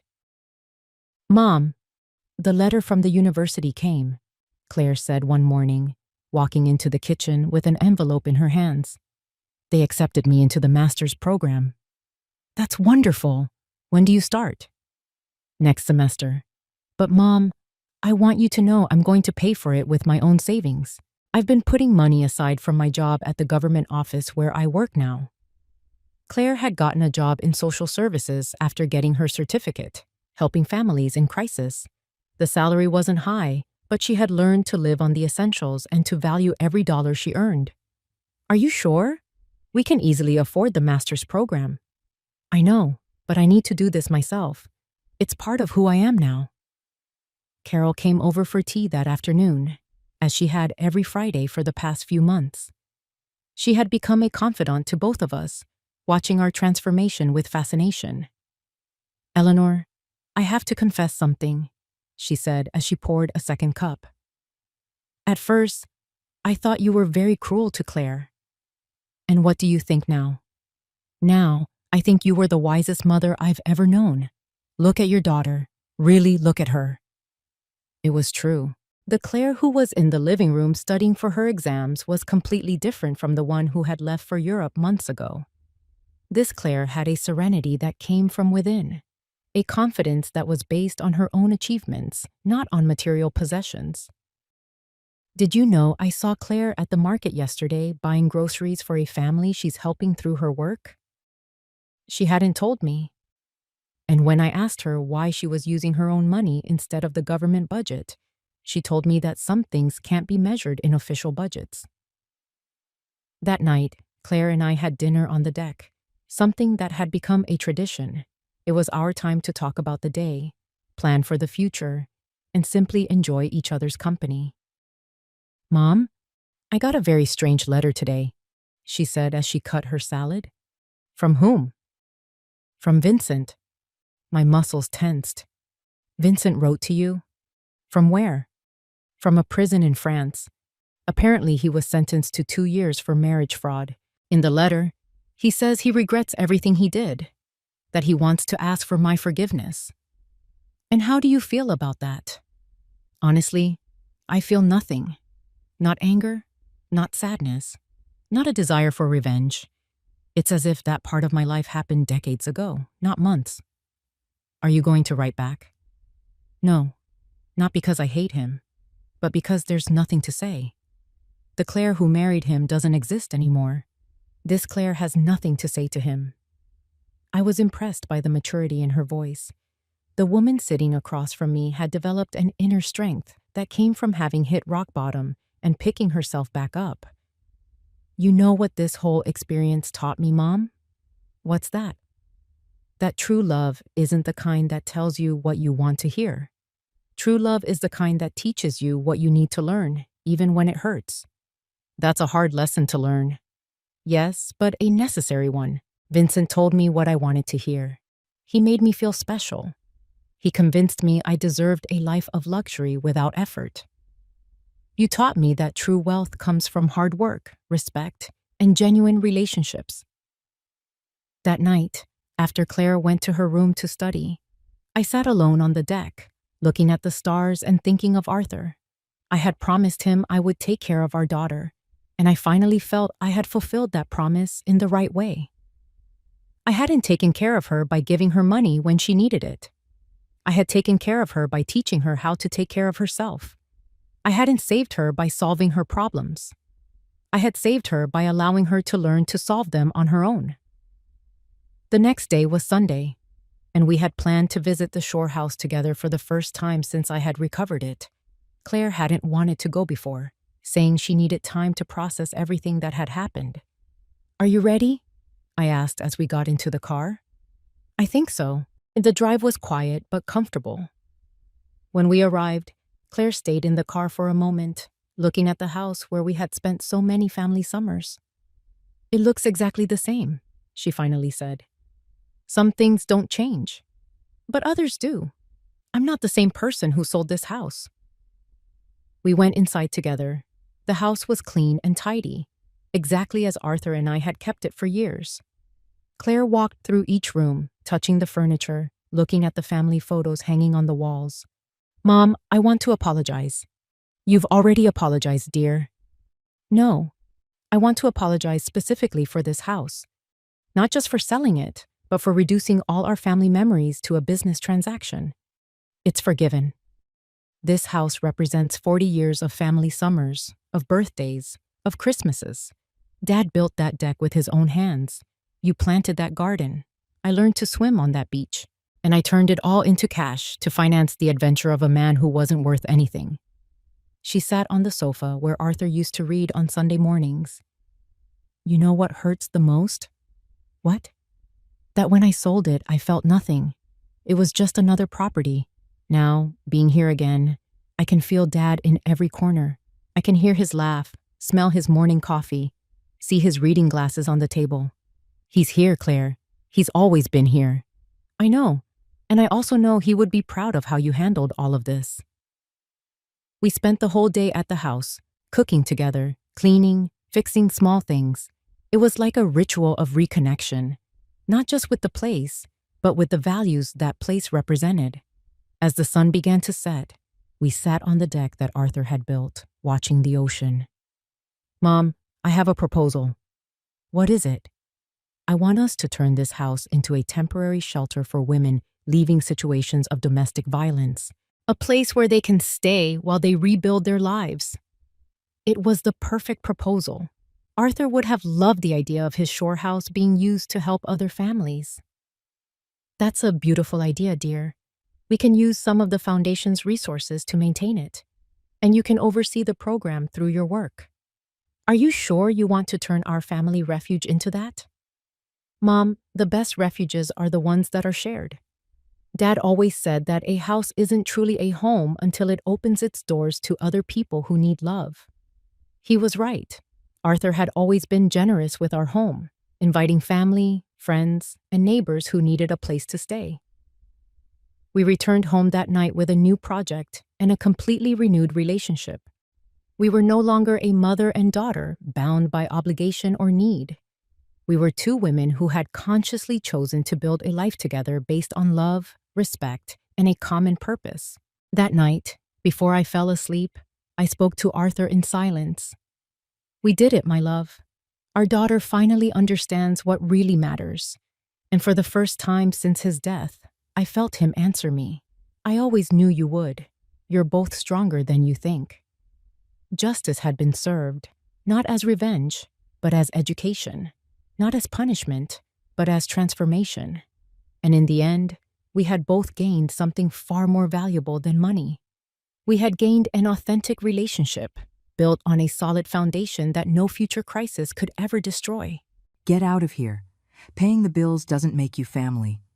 Those were the exact words my own son, Kevin, shouted at me during the family Christmas gathering, in front of all our relatives. I had just mentioned the $15,000 I had spent on him over the last year, and his wife, Jessica, leaned in and whispered in my ear, "You're just jealous of my mother." I smiled. Then let them pay the $15,000. That night, I shut it all down. By morning, there was police, tears, and total chaos. My name is Helen. I am 67 years old, and that December night I discovered that to my son, I was not his mother, but a walking ATM. 35 years of sacrificing, working as a housekeeper in 5 different houses to support him after his father died. I paid for his college, his fancy wedding. I gave him the money for the down payment on his house. And this is how he repaid me. But let me tell you how it all began. That family gathering was in my own home, the humble little house where I raised Kevin with so much love. I had cooked all afternoon roast turkey, stuffing, Christmas punch. The table was set with my best dishes, the ones I saved for special occasions. I had invited my sisters, my nephews and nieces. I wanted it to be a perfect Christmas. Kevin arrived late, as always, with his wife Jessica. She is a 32-year-old woman who works as a secretary but always dresses as if she were a millionaire. That night, she was wearing a very elegant green dress and jewelry I knew she couldn't afford on her salary. She walked into my house without greeting me, checking her phone as if she owned the place. Kevin served himself a plate without asking how I was, if I needed help with anything. Nothing. He sat down and started eating in silence. I tried to make conversation, asking him about his work, about his plans for New Year's. Short answers, monosyllables, as if talking to me was a bother. It was then that I mentioned I had been working extra hours cleaning houses to save money for their Christmas gifts. I wanted to buy them something special, to show them how much I loved them. Jessica looked up from her phone and gave me a look of contempt I will never forget. "Helen, you're not young anymore. You should be thinking about retiring instead of bothering Kevin with your money problems." Bothering. That word stabbed me like a dagger in the chest. I explained that it wasn't a bother, that he was my son, and I had always worked to support him. Then Kevin spoke, and his words broke my soul into pieces. "Mom, Jessica is right. You're always talking about money, about what you spend on us. You seem obsessed with reminding us how much it costs to keep you around." "Oh, keep me around?" I was the one keeping them. I had spent $15,000 just that year. Payments for his car, credit cards, the mortgage on his house. My sister, Susan, who was sitting next to me, was dumbfounded. My nephews and nieces stopped eating, feeling the tension that filled the air. But the worst was yet to come. Jessica leaned towards me, and with a venomous smile, she whispered loud enough for everyone to hear. "You know what I think, Helen? I think you're jealous of my mother, Patricia. She has real money. She can give us things without reminding us every 5 minutes. You only give to manipulate." The silence was sepulchral. My sisters looked at me with pity. My nephews and nieces didn't know where to look. Kevin said nothing. He didn't defend me. He just sat there, letting his wife humiliate me in my own house, in front of my own family. I felt like the world was collapsing on me. 35 years of sacrifices, of washing my hands until they bled from scrubbing other people's floors, of eating beans so he could eat meat, of wearing the same clothes for years to buy him whatever he needed. All of that reduced to manipulation, to emotional blackmail. But it didn't end there. Kevin finally opened his mouth, and what he said was the final blow. "Mom, maybe Jessica is right. Maybe you need to understand that paying the bills doesn't automatically make you family. Family is earned with respect, not with money." "Get out of here," I said then, with a calm that surprised even myself. "Get out of my house right now." Kevin got up from the table with an arrogance I had not taught him. Jessica followed him, but before she left, she turned to me with a smile that chilled me to the bone. "Thanks for clearing things up, Helen. Now we know exactly what place you hold in our lives." The door slammed shut with a bang that echoed through the entire house. My sisters remained silent. My nephews and nieces stared at their plates. Susan was the first to speak. "Helen, you can't let them treat you like this. That boy has forgotten everything you did for him." But I wasn't listening anymore. In my mind, Kevin's words repeated over and over again. Paying the bills doesn't make you family. After everything I had sacrificed, after giving up my own life to build his, I was not family to him. I was just a nuisance, an inconvenience who inconveniently reminded him how much it cost to support him. My sister Susan came over and hugged me. I could feel her indignation, her rage at what she had just witnessed. "That boy has no shame, Helen. After everything you did for him, you worked like a slave to give him an education so he could have a better life than ours." The tears started to flow, but they weren't just tears of sadness. It was pure humiliation. They had been able to humiliate me in front of my entire family, to reduce 35 years of sacrifice to mere manipulation. Susan kept talking, but her words reached me like distant echoes. "Do you remember when Kevin was little and got pneumonia? You worked 3 jobs to pay for the private hospital, and when he wanted to study engineering, you sold even your wedding earrings to pay for his college." Every word from my sister was like a knife twisting deeper, because she was right. I had sold everything of value I owned to invest in Kevin's future. I had given up on rebuilding my romantic life, because no man wanted to take on a woman whose every priority was her son. I had lived in the same humble little house for 30 years, because every extra penny went to Kevin. That night, after everyone had left, I sat in my empty kitchen and cried like I hadn't cried since my husband died. But amidst the tears, something else was growing inside me. A cold, calculated rage that I had never felt before. Because Kevin and Jessica didn't know something very important, something I had kept secret for the last 6 months. Mrs. Grace, one of the employers for whom I worked for 30 years, had passed away in June. In her will, she left me $850,000. $850,000 that no one knew I had. Not Kevin, not Jessica, not even my sisters. Mrs. Grace had no children, and in her final years, I was more than her housekeeper. I was her companion, her confidant, almost a daughter to her. When the lawyer, Samuel, read me the will, I couldn't believe what I was hearing. Mrs. Grace had left a letter explaining her decision. Helen was the only person who took care of me with genuine love, expecting nothing in return. She deserves to live her final years with dignity and without financial worries. For 6 months, I kept that secret, not knowing what to do with so much money. I thought about telling Kevin, about helping him pay off his house completely, about securing his future, But something always stopped me, an inner voice that told me to wait, to observe, to not be hasty. Now I understand why. The next day, I woke up with a mental clarity I hadn't had in years. I dressed in my best clothes, that gray skirt I saved for special occasions, and left the house. My first stop was the bank where I had the inheritance papers stored. I needed to organize my finances and plan my next moves very carefully. The bank manager, Mr. Gregory, greeted me with a smile. He had handled the entire inheritance transaction and knew my situation perfectly. "Mrs. Helen, how can I help you today?" "I want to cancel all the automatic transfers I have scheduled for my son, Kevin," I said in a firm voice. "All of them. The payment for his house, his car, his credit cards, everything." Mr. Gregory looked surprised. For years he had processed those transfers. He knew I was left with practically no money each month to cover Kevin's expenses.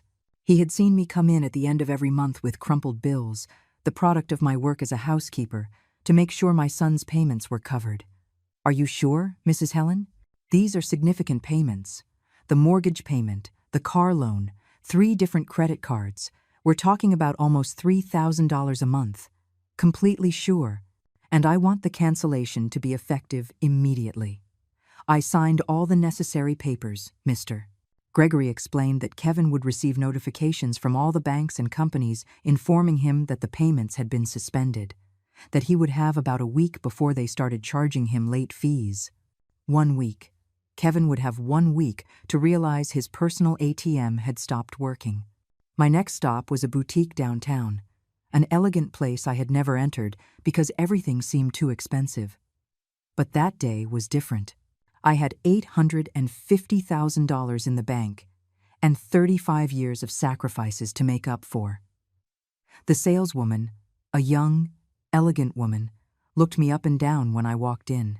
She probably thought I had mistaken the store, that a 67-year-old housekeeper had no business there. "How can I help you?" she asked with a forced smile. "I want a dress," I said. "Something elegant, black, because I'm going to a funeral." I wasn't lying. I was going to the funeral of submissive Helen, of the Helen who swallowed insults, of the Helen who believed love was demonstrated by letting herself be humiliated. That Helen had died last night in my kitchen. The dress I chose cost more than my monthly salary as a housekeeper. Black, elegant, with a cut that made me look like what I now was, a woman with power. I also bought myself high-heeled shoes, a genuine leather handbag, and pearl earrings. I left that boutique feeling like a completely new person. That afternoon, as I was walking downtown with my purchases, my phone rang. It was Kevin. For the first time in years, he was calling me. "Mom, I need to talk to you. Something weird happened with the banks." His voice sounded worried, confused, almost desperate. I smiled as he continued to speak. "I got like 10 different notifications saying automatic payments were canceled. It must be a system error. You didn't change anything in your account, did you?" "How strange, Kevin," I replied in the sweetest voice I could manage. "And what were those payments for?" "You know, Mom, the usual. The house, the car, the cards. The payments you help us cover." Now he was saying, help us. It was no longer manipulation, no longer an obsession with money. Now it was help. How quickly words change when you need something. "Kevin, last night you and your wife made it very clear to me that paying the bills doesn't make me family. So I decided to stop paying bills." The silence on the other end of the phone was glorious. I could imagine his face, his panic, his desperation as he processed what he had just heard. "Mom, wait. You can't do that. I have commitments, obligations. If I don't pay the mortgage this month, they're going to charge me interest. The bank could start foreclosure proceedings. And what does that have to do with me, Kevin?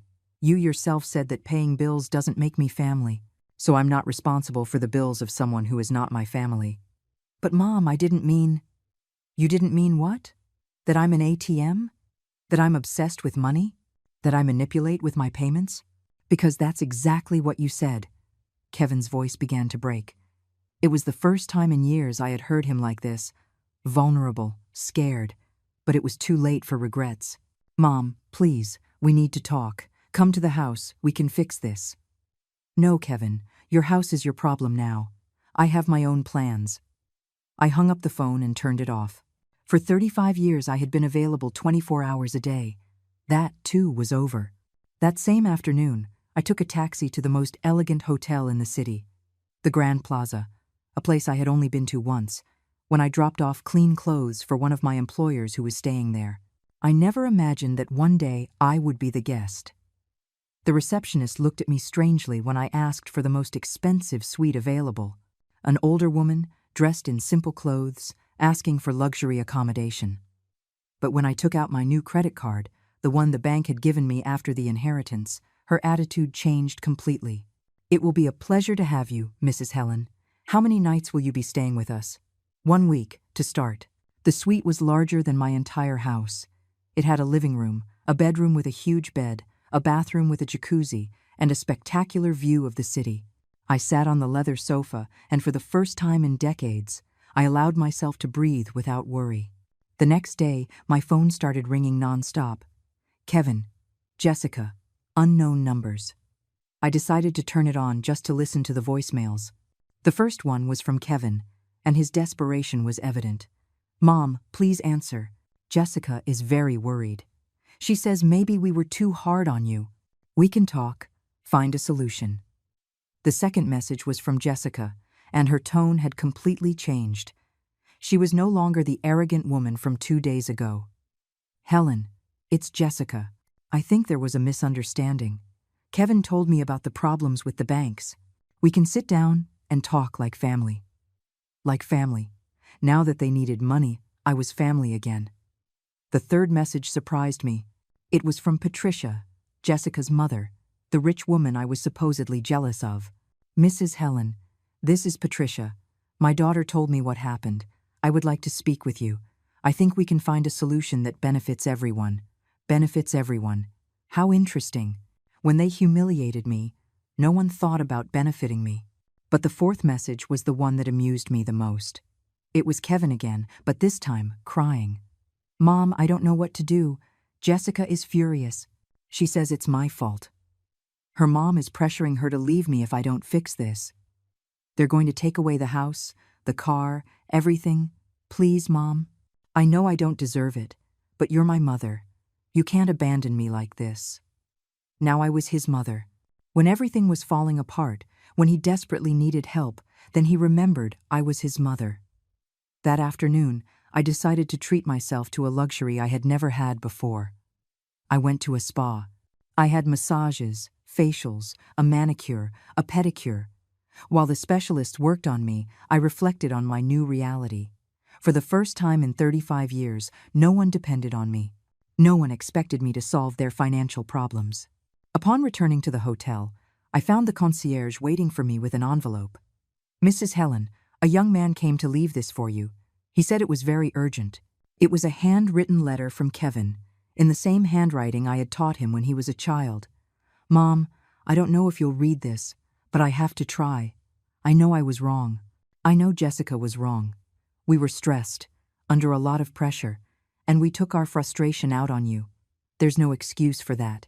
But Mom, I'm your son. The same little boy you held when he had nightmares.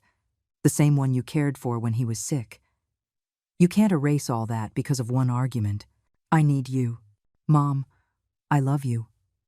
I tore the letter into small pieces and threw it in the trash. It was easy to talk about love when money was needed. Where was that love when they humiliated me in front of the whole family? The next day, I decided to do something Kevin would never expect. I went to visit my former employer, Mrs. Carroll, an elderly woman who had always treated me with respect. She was surprised to see me looking so elegant, so changed. Helen, how wonderful to see you. You look splendid. How are you? I told her the whole story. Carol listened attentively, without judging, without taking sides. In the end, she said something that marked me deeply. Helen, I raised 3 children, and I'm going to tell you something I learned over the years. Sometimes, the greatest demonstration of love for a child is to let them fall. Let them learn what life costs when they don't have mom solving everything for them. She was right. For 35 years, I had been the mattress that cushioned all of Kevin's falls. I had never allowed him to face the consequences of his decisions. He had never learned the real value of money because he always knew Mom would be there to rescue him. That night, in my hotel suite, I made a decision that would change everything forever. I called the lawyer, Samuel, the same one who had handled Mrs. Grace's inheritance. Samuel, I need to consult you about something. What legal options do I have if someone has publicly defamed me, deliberately caused me emotional distress? Are you thinking of suing someone, Mrs. Helen? I'm thinking of protecting myself and making sure that the people who have hurt me understand that their actions have consequences. Samuel explained the options. Lawsuit for moral damages, for defamation, for psychological harm, all documented, all legal, all perfectly justified. Do you have proof of what you're telling me? I smiled, because what Kevin and Jessica didn't know was that for the past few months, every time they came to my house, I had recorded our conversations. I had all their humiliations, all their contempt, all their poisonous words saved on my phone. Samuel, I have more proof than you can imagine. Samuel reviewed the recordings I brought to his office. His expression changed completely as he listened to the words of Kevin and Jessica, especially when he got to the part where Jessica whispered about me being jealous of her mother and Kevin declaring that paying bills didn't make me family. Mrs. Helen, this is more than enough for a lawsuit for moral damages. The humiliations were public, deliberate, and clearly caused emotional harm. Furthermore, we have the aggravating factor that you are a senior citizen, which increases the severity of the case. Perfect. I want you to prepare everything, but first, I'm going to give them one last chance to apologize publicly. One last chance? Yes. I want to see how far they are willing to go. I want them to retract everything, to apologize to me in front of the same family that witnessed the humiliation. If they don't, we will proceed with the lawsuit. Samuel smiled. He was an older man, experienced in family cases, and he understood my strategy perfectly. I think that's an excellent idea. In the meantime, I'll prepare all the legal documentation. I left the lawyer's office feeling powerful for the first time in decades. I had taken control of my life. I had stopped being a victim to become the protagonist of my own story. That afternoon, I decided to call Kevin. He answered on the first ring, as if he had been desperately waiting for my call. Mom, finally. I was so worried. Where are you? I've been to your house 3 times and you're not there. I'm in a place where I can think clearly, Kevin, away from the toxic environment where I was humiliated. Mom, about that. Jessica and I have been talking. We think we all got carried away that night. Maybe we could sit down and talk. Sit down and talk? After what you said to me in front of the whole family? After reducing 35 years of sacrifice to mere manipulation? Mom, please, we're going through a very difficult time. The banks have already started calling. If I don't pay this week, they're going to start foreclosure proceedings. Oh, so now you're going through a difficult time. When you humiliated me, I wasn't going through anything difficult, was I? Kevin sighed on the other end of the phone. I could feel his frustration, his growing desperation. What do you want me to do, Mom? What do you need for us to fix this? I want you and Jessica to organize a meeting. With the same family that witnessed my humiliation, I want you to apologize publicly, to acknowledge everything you did wrong, to admit that your words were unfair and cruel. A family meeting to apologize? Exactly. And I want Patricia to be there too. Jessica's rich mother, the one I'm supposedly jealous of. I want to meet her personally. Mom, I don't know if Patricia will want to come. She's very busy. Kevin, either you do as I ask, or you deal with your financial problems on your own. You decided that paying bills doesn't make me family. Perfect. Then I have no family obligation to help you. Okay. I'll organize the meeting. When? Tomorrow night. At my sister Susan's house. Neutral ground. And Kevin, you'd better come with a completely different attitude. I hung up the phone and immediately called Susan to tell her the plan. Sister, could you lend us your house tomorrow for a family meeting? Of course, Helen. But tell me, what do you have planned? Justice, Susan. Simple justice. The next day, I prepared as if it were the most important battle of my life. I wore the elegant black dress I had bought, the high heels, the pearl earrings. I had my makeup and hair done at the hotel's beauty salon.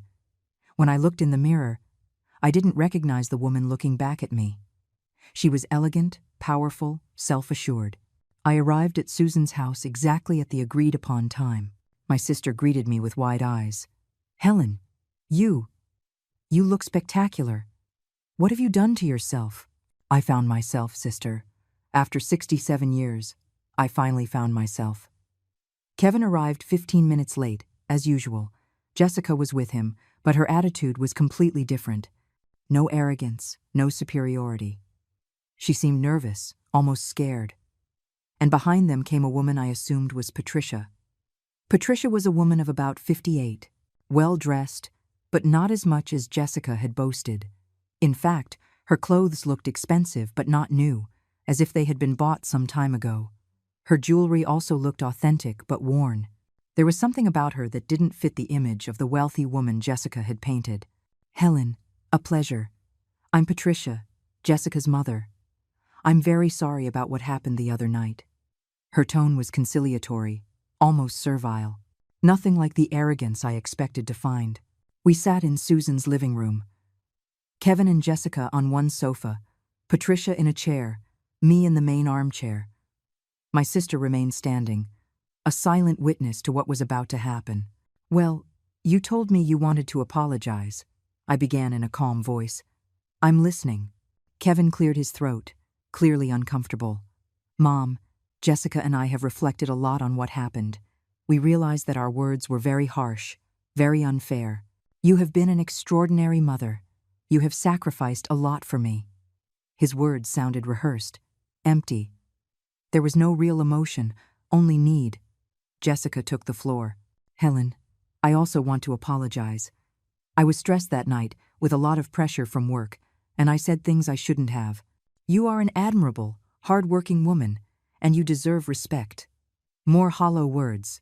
I could see in their eyes that they just wanted to get this charade over with so they could ask me for money again. "And you, Patricia, do you also apologize?" I asked her directly. Patricia looked at me, surprised, as if she hadn't expected to be included.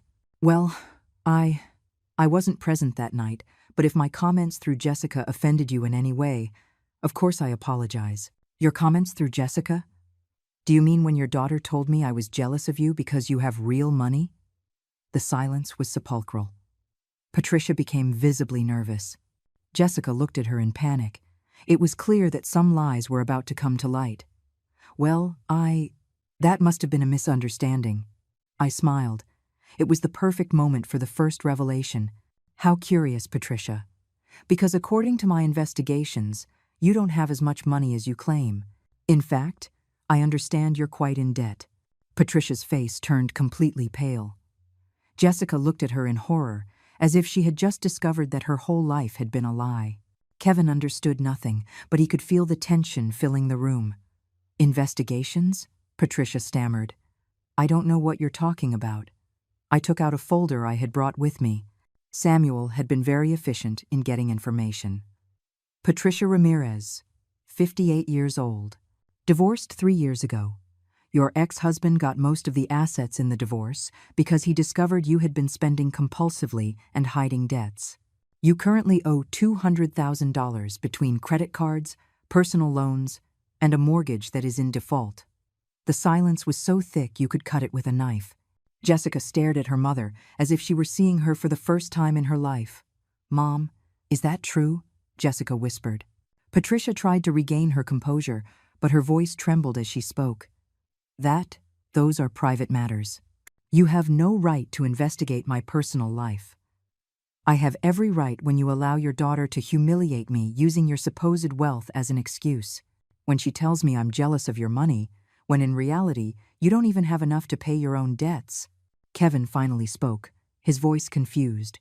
"Jessica, I don't understand. You always said your mom was a millionaire, that she had properties, investments." Jessica couldn't even speak. Tears began to roll down her cheeks as the truth crumbled before everyone.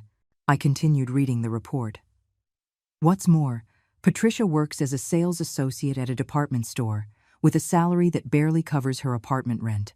The jewelry she wears are imitations bought from second-hand stores. The car she drives is about to be repossessed." "That's enough." Patricia shouted, completely losing her composure. You have no right to expose my life like this. I have no right?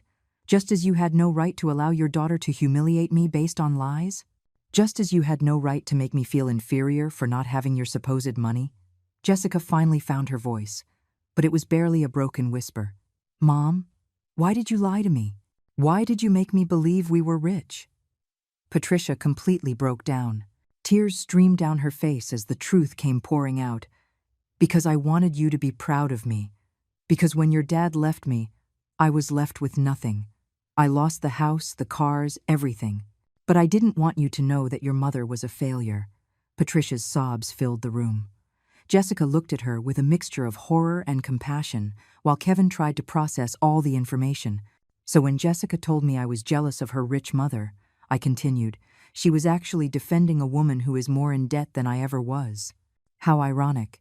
Kevin finally reacted, turning to Jessica with fury. Are you telling me we humiliated my mother based on lies? That your rich family you boasted so much about doesn't exist? I didn't know, Jessica cried out. My mother lied to me my whole life. But that doesn't justify what you did to me, I interrupted. Whether you lied about your financial situation or not, the contempt was real, the humiliation was real, the pain you caused me was real. I got up from the armchair and walked over to Kevin.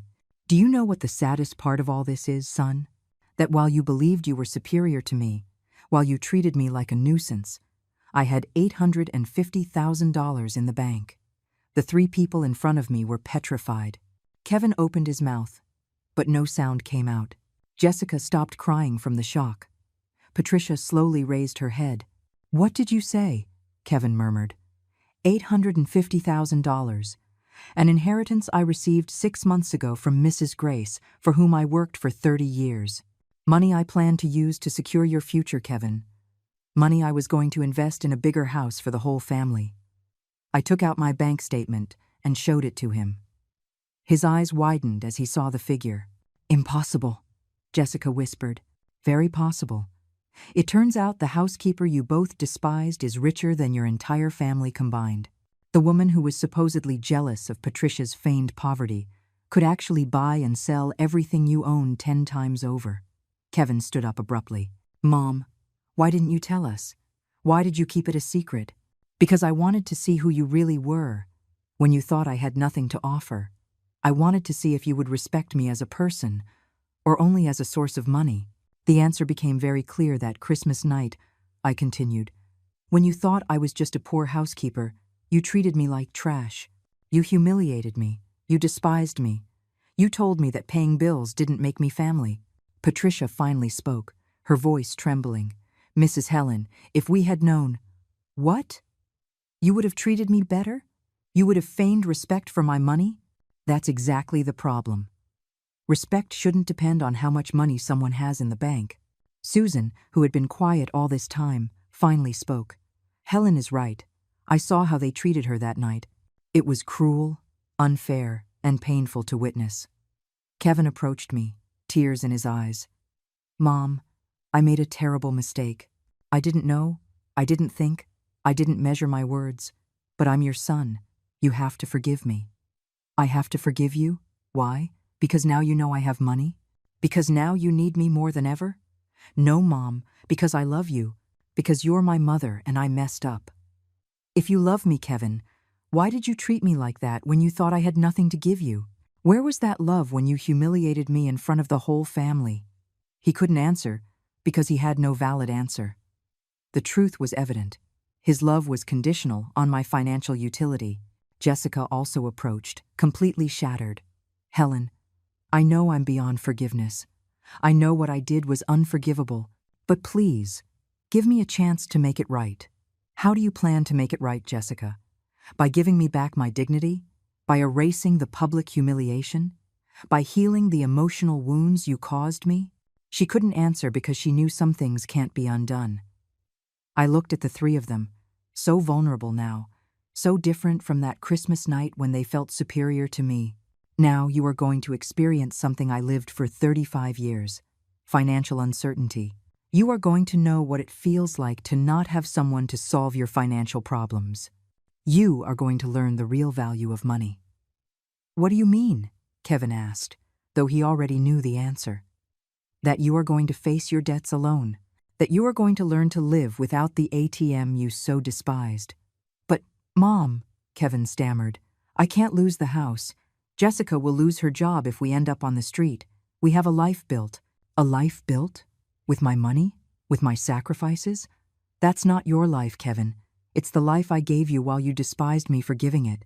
Jessica threw herself to her knees in front of me, sobbing uncontrollably. Please, Helen, I know I don't deserve it, but I beg you, we can change, we can be different. Give me a chance to show you I can be the daughter-in-law you deserve. You had 32 years to be the daughter-in-law I deserve, Jessica. You chose to be cruel, dismissive, and abusive. Those choices have consequences. Patricia also approached, desperation in her voice. Mrs. Helen, I take full responsibility. It was my fault for filling Jessica's head with lies about my situation. But please, don't punish my daughter for my mistakes. Your daughter is a 32-year-old adult, Patricia. She chose to humiliate me based on false information she never bothered to verify. She chose to treat me like trash because she thought she could get away with it. I headed for the door, but before leaving, I turned to face them one last time. For 6 months, I kept the secret of my inheritance, waiting for the right moment to tell you. I thought I would do it on Christmas. I thought it would be a perfect gift for the whole family. But you showed me who you really were before I had the chance. Kevin stood up abruptly. So this is all revenge. You set us up. A trap? No, Kevin. A trap would have been pretending to be poor to test you. I simply didn't mention my good fortune. You chose to treat me badly without any provocation on my part. But we're family, he shouted in desperation. Family? You yourself said that paying bills doesn't make me family. Let's apply that logic. Humiliating, despising, and mistreating doesn't make you family either. I left Susan's house feeling liberated, but also emotionally exhausted. The taxi was waiting for me outside to take me back to the hotel. During the ride, I reflected on what had just happened. I had exposed all the lies. I had revealed my true situation, but I knew this was just the beginning. When I got to the hotel, I found multiple messages on my phone. Kevin had called 20 times in the last 30 minutes. Jessica had sent desperate text messages. Even Patricia had somehow gotten my number and had left pleading voicemails. I decided to listen to just one of Kevin's messages. Mom, please don't do this. I know we messed up. I know we were cruel to you, but we're your family. We're all you have in this world. Without us, you'll be alone forever. Is that what you want? To be alone with your money? His words infuriated me more than all the insults from Christmas night. Now it turned out that I needed them, that without them, I would be alone forever. The same emotional manipulation, but now with added desperation. I immediately called Samuel. Attorney, proceed with the lawsuit. I want you to file all the documents tonight. Are you sure, Mrs. Helen? Once we initiate the legal process, there's no going back. Completely sure. I want you to sue for moral damages, defamation, and psychological harm. I have the recordings. I have witnesses. I have everything you need. Perfect. I will file the lawsuit tomorrow morning. What amount do you consider appropriate? $100,000. And I want it to be public. I want the whole city to know what they did to me. The next day, the lawsuit was the talk of the entire neighborhood. The lawyer had contacted a local journalist, and the story of the millionaire housekeeper suing her ungrateful son spread like wildfire. My phone wouldn't stop ringing. Unknown numbers, reporters wanting interviews, curious neighbors. But the calls that hurt the most were from Kevin, increasingly desperate, increasingly pleading. I decided to answer one of his calls, the 10th of the day. Mom, please stop this. The lawsuit was in the newspaper. Everyone is talking about us. Jessica lost her job. They fired her because of the scandal. The neighbors pointed us on the street. And how do you think I felt when you humiliated me in front of the whole family? How do you think I felt when you treated me like trash? But Mom, this is too much. It's one thing for you to leave us without money, but to ruin our reputations, our jobs, our lives. It's one thing to make a mistake, Kevin. It's another thing to deliberately humiliate your mother for years and then expect no consequences. It wasn't years. It was one night. One night? Do you really think it all started that Christmas night? How many times did Jessica treat me with contempt? How many times did you make me feel like I was a burden? How many times did you ignore my feelings? Kevin fell silent because he knew I was right. The contempt had been constant, gradual, systematic. Christmas night had just been the last straw. Mom, okay, I accept that we were cruel. I accept that we hurt you. But what's your plan? To completely destroy us? My plan is for you to learn that actions have consequences, that respect is earned, not bought, that treating people badly, especially your mother, is not something you can do without facing the consequences. And then what?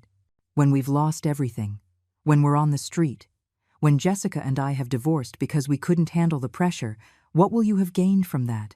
I will have gained my dignity back.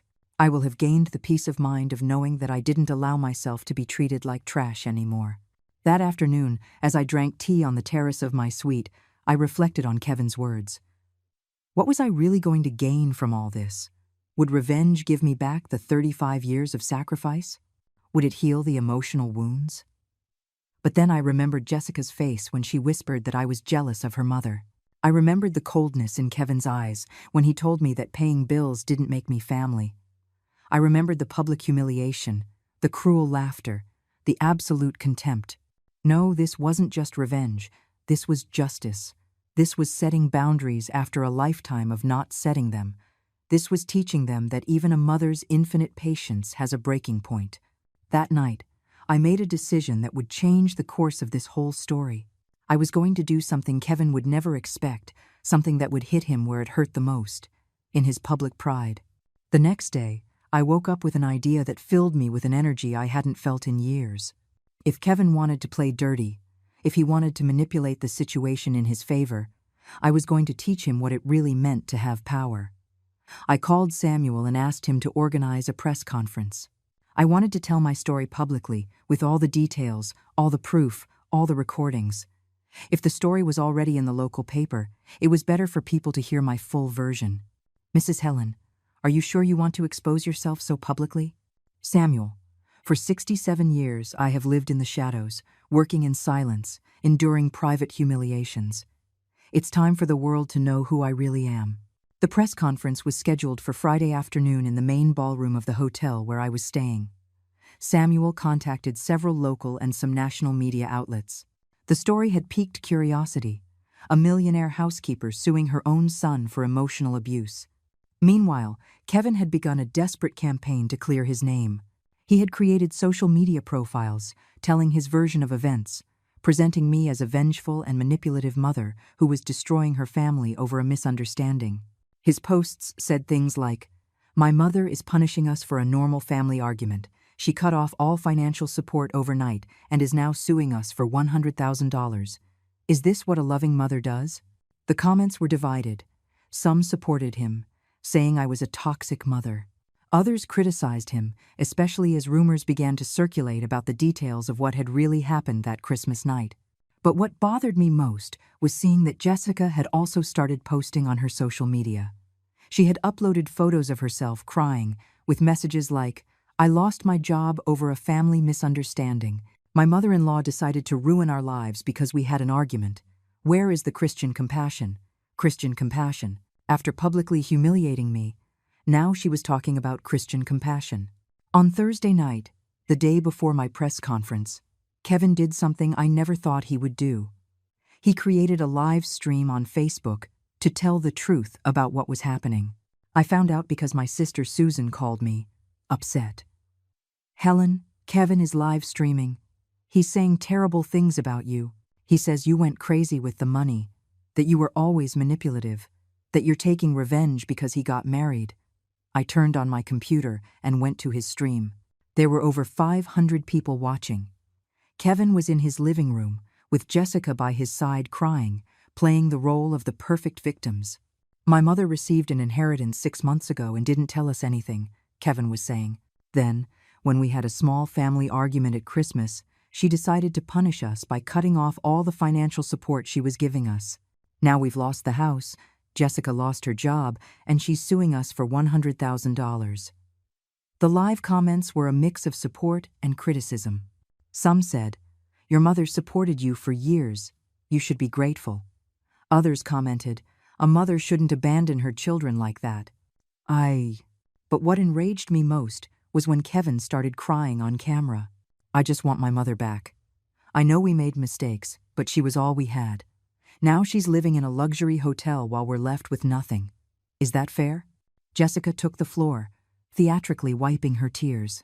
Helen was always controlling with money. She always reminded us how much she spent on us. That Christmas night, when we told her that it bothered us, she exploded. She kicked us out of her house, and the next day she canceled all our payments. "Liar," I screamed at the screen. They were completely twisting what had happened. I saw that the comments were starting to change tone. More people were beginning to support them, to see them as victims of a cruel and vengeful mother. Kevin was very smart at manipulating people's emotions. "We just want our family to reconcile," Kevin continued. "We want to sit down and talk, apologize properly, and find a solution. But she refuses to see us. She has blocked us from everywhere." At that moment, I made a decision that would change everything. I created a new Facebook account and joined the live stream. I wrote in the comments, "Hello, Kevin. It's your mother. I see you're telling your version of the story. How about I tell mine?" The stream went crazy. The comments started to explode. "It's her. The mom is here. This is going to get good." Kevin saw my comment and turned completely pale. Jessica looked at him in terror. For a moment, he didn't know what to do. "Mom, is that really you?" he asked with a trembling voice. "Yes, it's me. And I think it's time for all these people to hear what really happened that Christmas night. Mom, please, don't do this. We can talk in private." "In private? Like when you humiliated me in front of the whole family?" "No, Kevin. You decided to make this public. I will respond publicly." The viewership had increased to over 1,500. People were sharing the stream, tagging their friends. It was like a live reality show. "Do you want to know what really happened?" I wrote in the comments. "Do you want to hear the recordings of what they said to me that night?" Kevin stood up abruptly from his chair. "You can't do that. Those are private conversations." "Private? Like this broadcast where you are defaming me in front of thousands of people?" Jessica finally spoke, her voice desperate. "Helen, please. We've suffered enough. People are judging us. I lost my job. We're about to lose the house. Oh, so now I'm Helen again. No longer the crazy, manipulative woman from 5 minutes ago." The comments were out of control. There were people defending me, people attacking me, people asking me to play the recordings.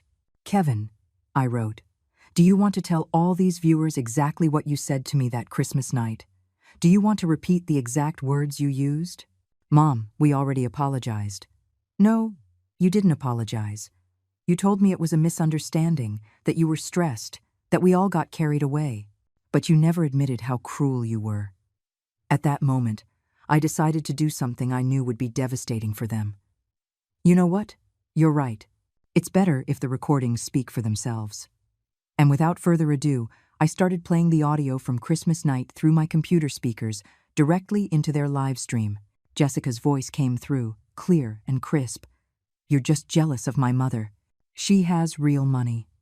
Then Kevin's voice. "Paying the bills doesn't automatically make you family." The silence on their stream was absolute. The comments exploded with outrage towards them. The comments on the stream turned into an avalanche of criticism against Kevin and Jessica. "What ungrateful children. Poor lady. They deserve everything that's happening to them." Kevin tried to defend the indefensible, but his voice sounded desperate and unconvincing. "Those recordings are taken out of context," he stammered. "There was an argument. We all said things we regret." I continued playing more parts of the audio. Jessica's contemptuous voice saying I was obsessive about money.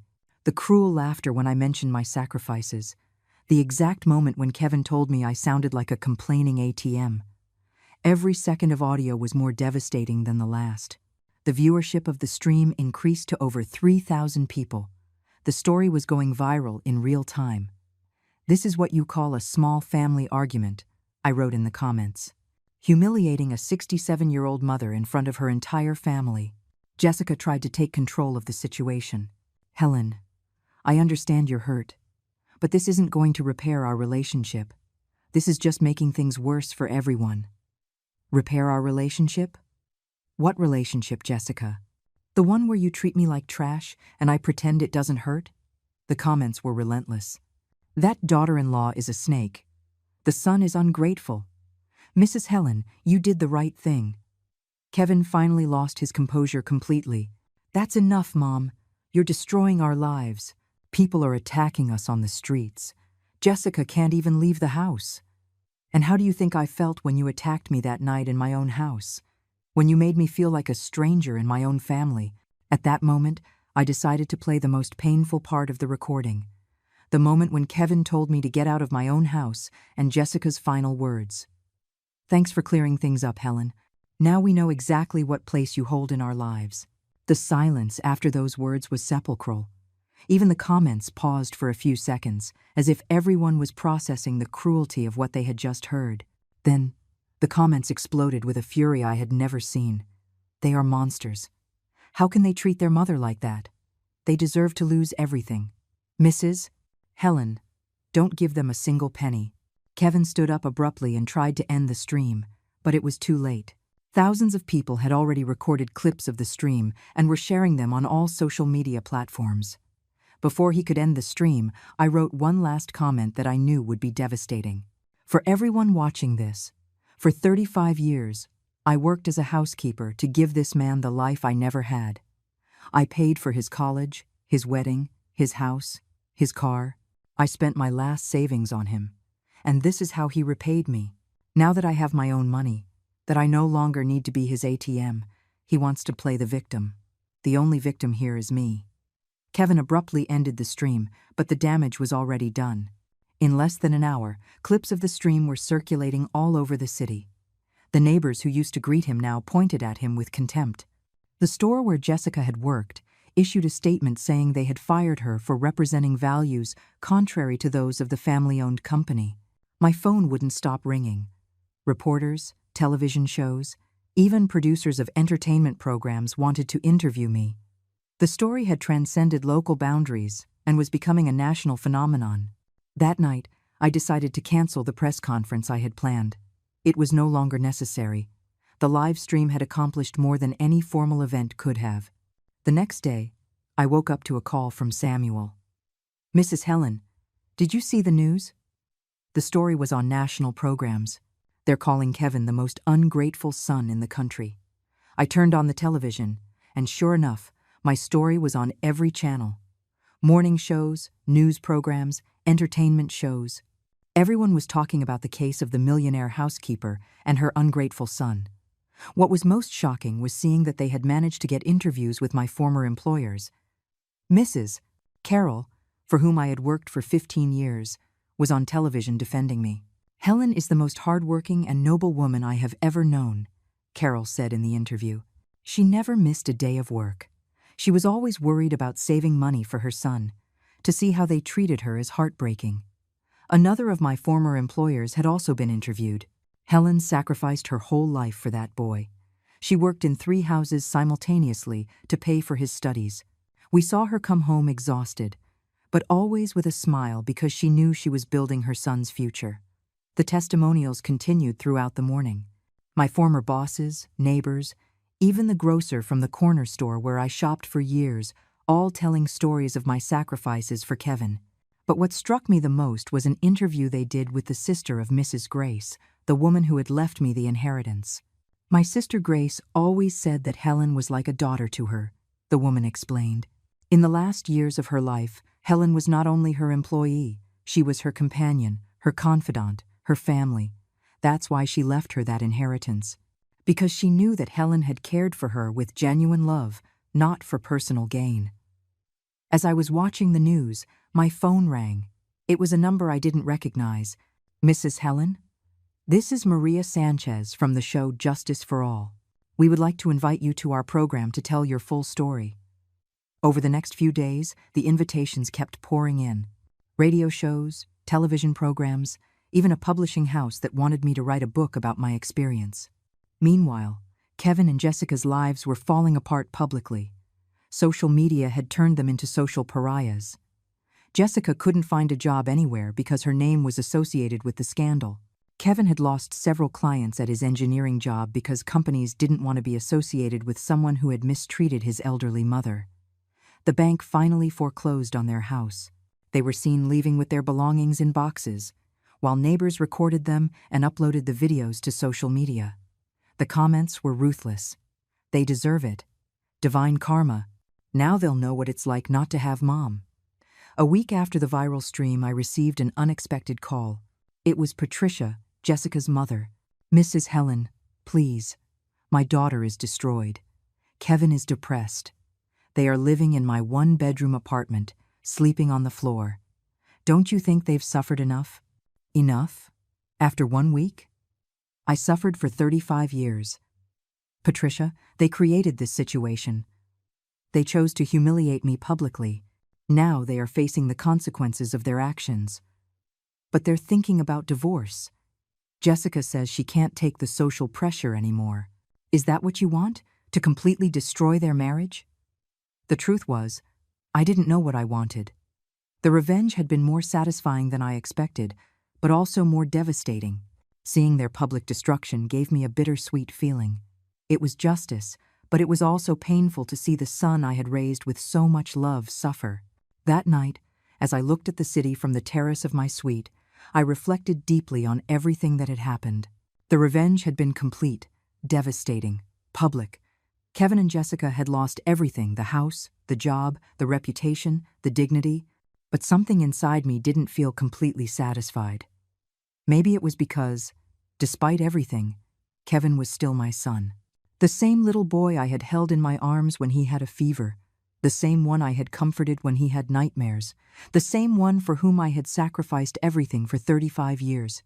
But then I remembered his exact words: "Paying the bills doesn't make you family," and the satisfaction filled me again. The next day, Samuel called me with news I didn't expect. "Mrs. Helen, Kevin wants to withdraw his defense in the lawsuit. He is willing to accept full responsibility and pay you the $100,000 for moral damages." $100,000? With what money? He's completely broke. He says he'll get a loan, that he'll sell everything he has left, that he'll work day and night until he pays it off. He just wants this to be over. The irony was perfect.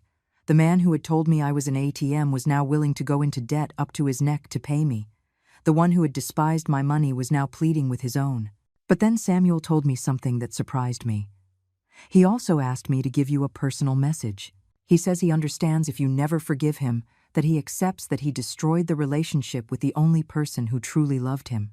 He says he's not asking for forgiveness because he knows he doesn't deserve it.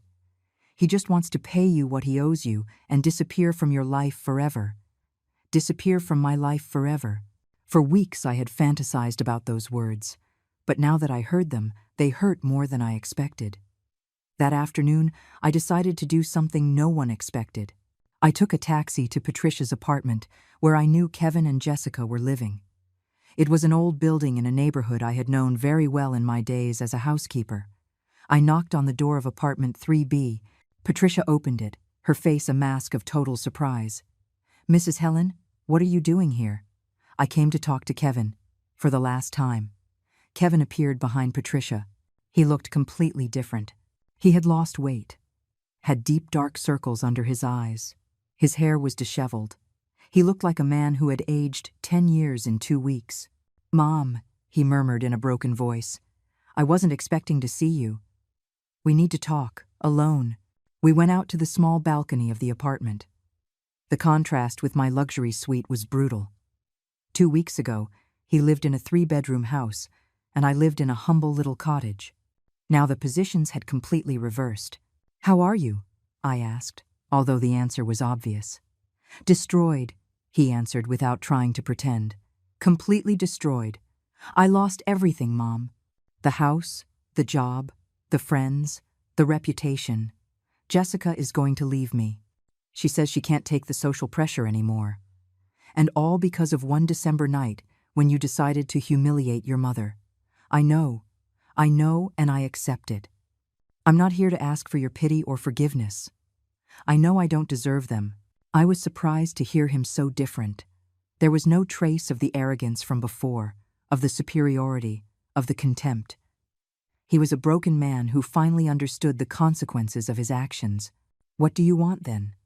I want you to know that I understood. I understood what you tried to teach me. I understood what it feels like to be alone, without money, without support, without family. I understood what you lived through all these years while I took you for granted. His words sounded genuine, but it was too late for lessons learned. I also want to ask you something, he continued. When I pay the $100,000 from the lawsuit, I want us to consider ourselves completely at peace. That you never have to see my face again if you don't want to.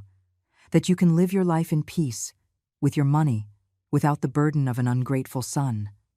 The burden of an ungrateful son? Is that what he thought he was to me? Kevin, you were never a burden. You were my life's project, my reason for being, my greatest pride. That's why it hurts so much that you treated me the way you did. Tears began to roll down his cheeks. Mom, I ruined everything. I ruined the relationship with the only person who loved me unconditionally. And the worst part is, I can't blame anyone else. I can't say it was Jessica's fault, or stress, or circumstances. It was me. It was me who chose to treat you badly. For the first time in 2 weeks, I felt a hint of compassion for him. But it wasn't enough to erase 35 years of sacrifice reduced to manipulation. Do you know what's saddest of all, Kevin? That it took you losing everything to realize what you had. I know, Mom. And that's why I'm not going to ask you to forgive me. I'm just going to ask you to be happy. To use your money to live the life you deserve. To travel. To spoil yourself. To do everything you couldn't do because you were taking care of me. His words moved me more than I expected. It was the first time in his adult life that he thought about my well-being without mixing it with his own needs. And what are you going to do? I'm going to get a job wherever I can, doing whatever I can. I'm going to pay the lawsuit even if it takes me years. And I'm going to learn to live with the consequences of my actions. At that moment, I made a decision that surprised even myself. Kevin, I'm not going to accept the money from the lawsuit. He looked at me, confused. But Mom, I don't need it. I have more money than I can spend in what's left of my life. And I don't want the rest of your existence to be marked by a debt to me. Then what do you want? I want you to learn to be a real man, to build your life with your own hands, without depending on anyone, to value what you have while you have it, and to never, ever treat someone who loves you badly again. Does that mean you forgive me? I looked him straight in the eyes before answering. That means I'm releasing you from the financial debt. The emotional debt is something you will have to live with for the rest of your life. I stood up to leave, but before stepping off the balcony, I turned to him one last time. Kevin, for 35 years I was your mother. From today, you are free to be your own man. Use it wisely. I left the apartment without looking back. In the taxi back to the hotel, I reflected on what I had just done. I hadn't truly forgiven, but I had released. I had cut the chains that tied me to a toxic relationship, but I had also cut the ones that made me his eternal savior. That night, I called Samuel to officially withdraw the lawsuit. The next day, I bought a small but elegant house in a quiet neighborhood, far from all the painful memories. It was time to start the life I had never allowed myself to have. 6 months later, as I drank coffee in the garden of my new house, I reflected on everything that had happened. Kevin had found a job as an engineer in another city. Jessica had left him, just as she had threatened. He was rebuilding his life from scratch, without anyone's help, finally learning the value of independence. I don't regret adopting him when he was a child. I only regret not understanding sooner that kindness should never be practiced at the cost of self-destruction. At 67, I finally learned that self-love is not selfishness, it is survival.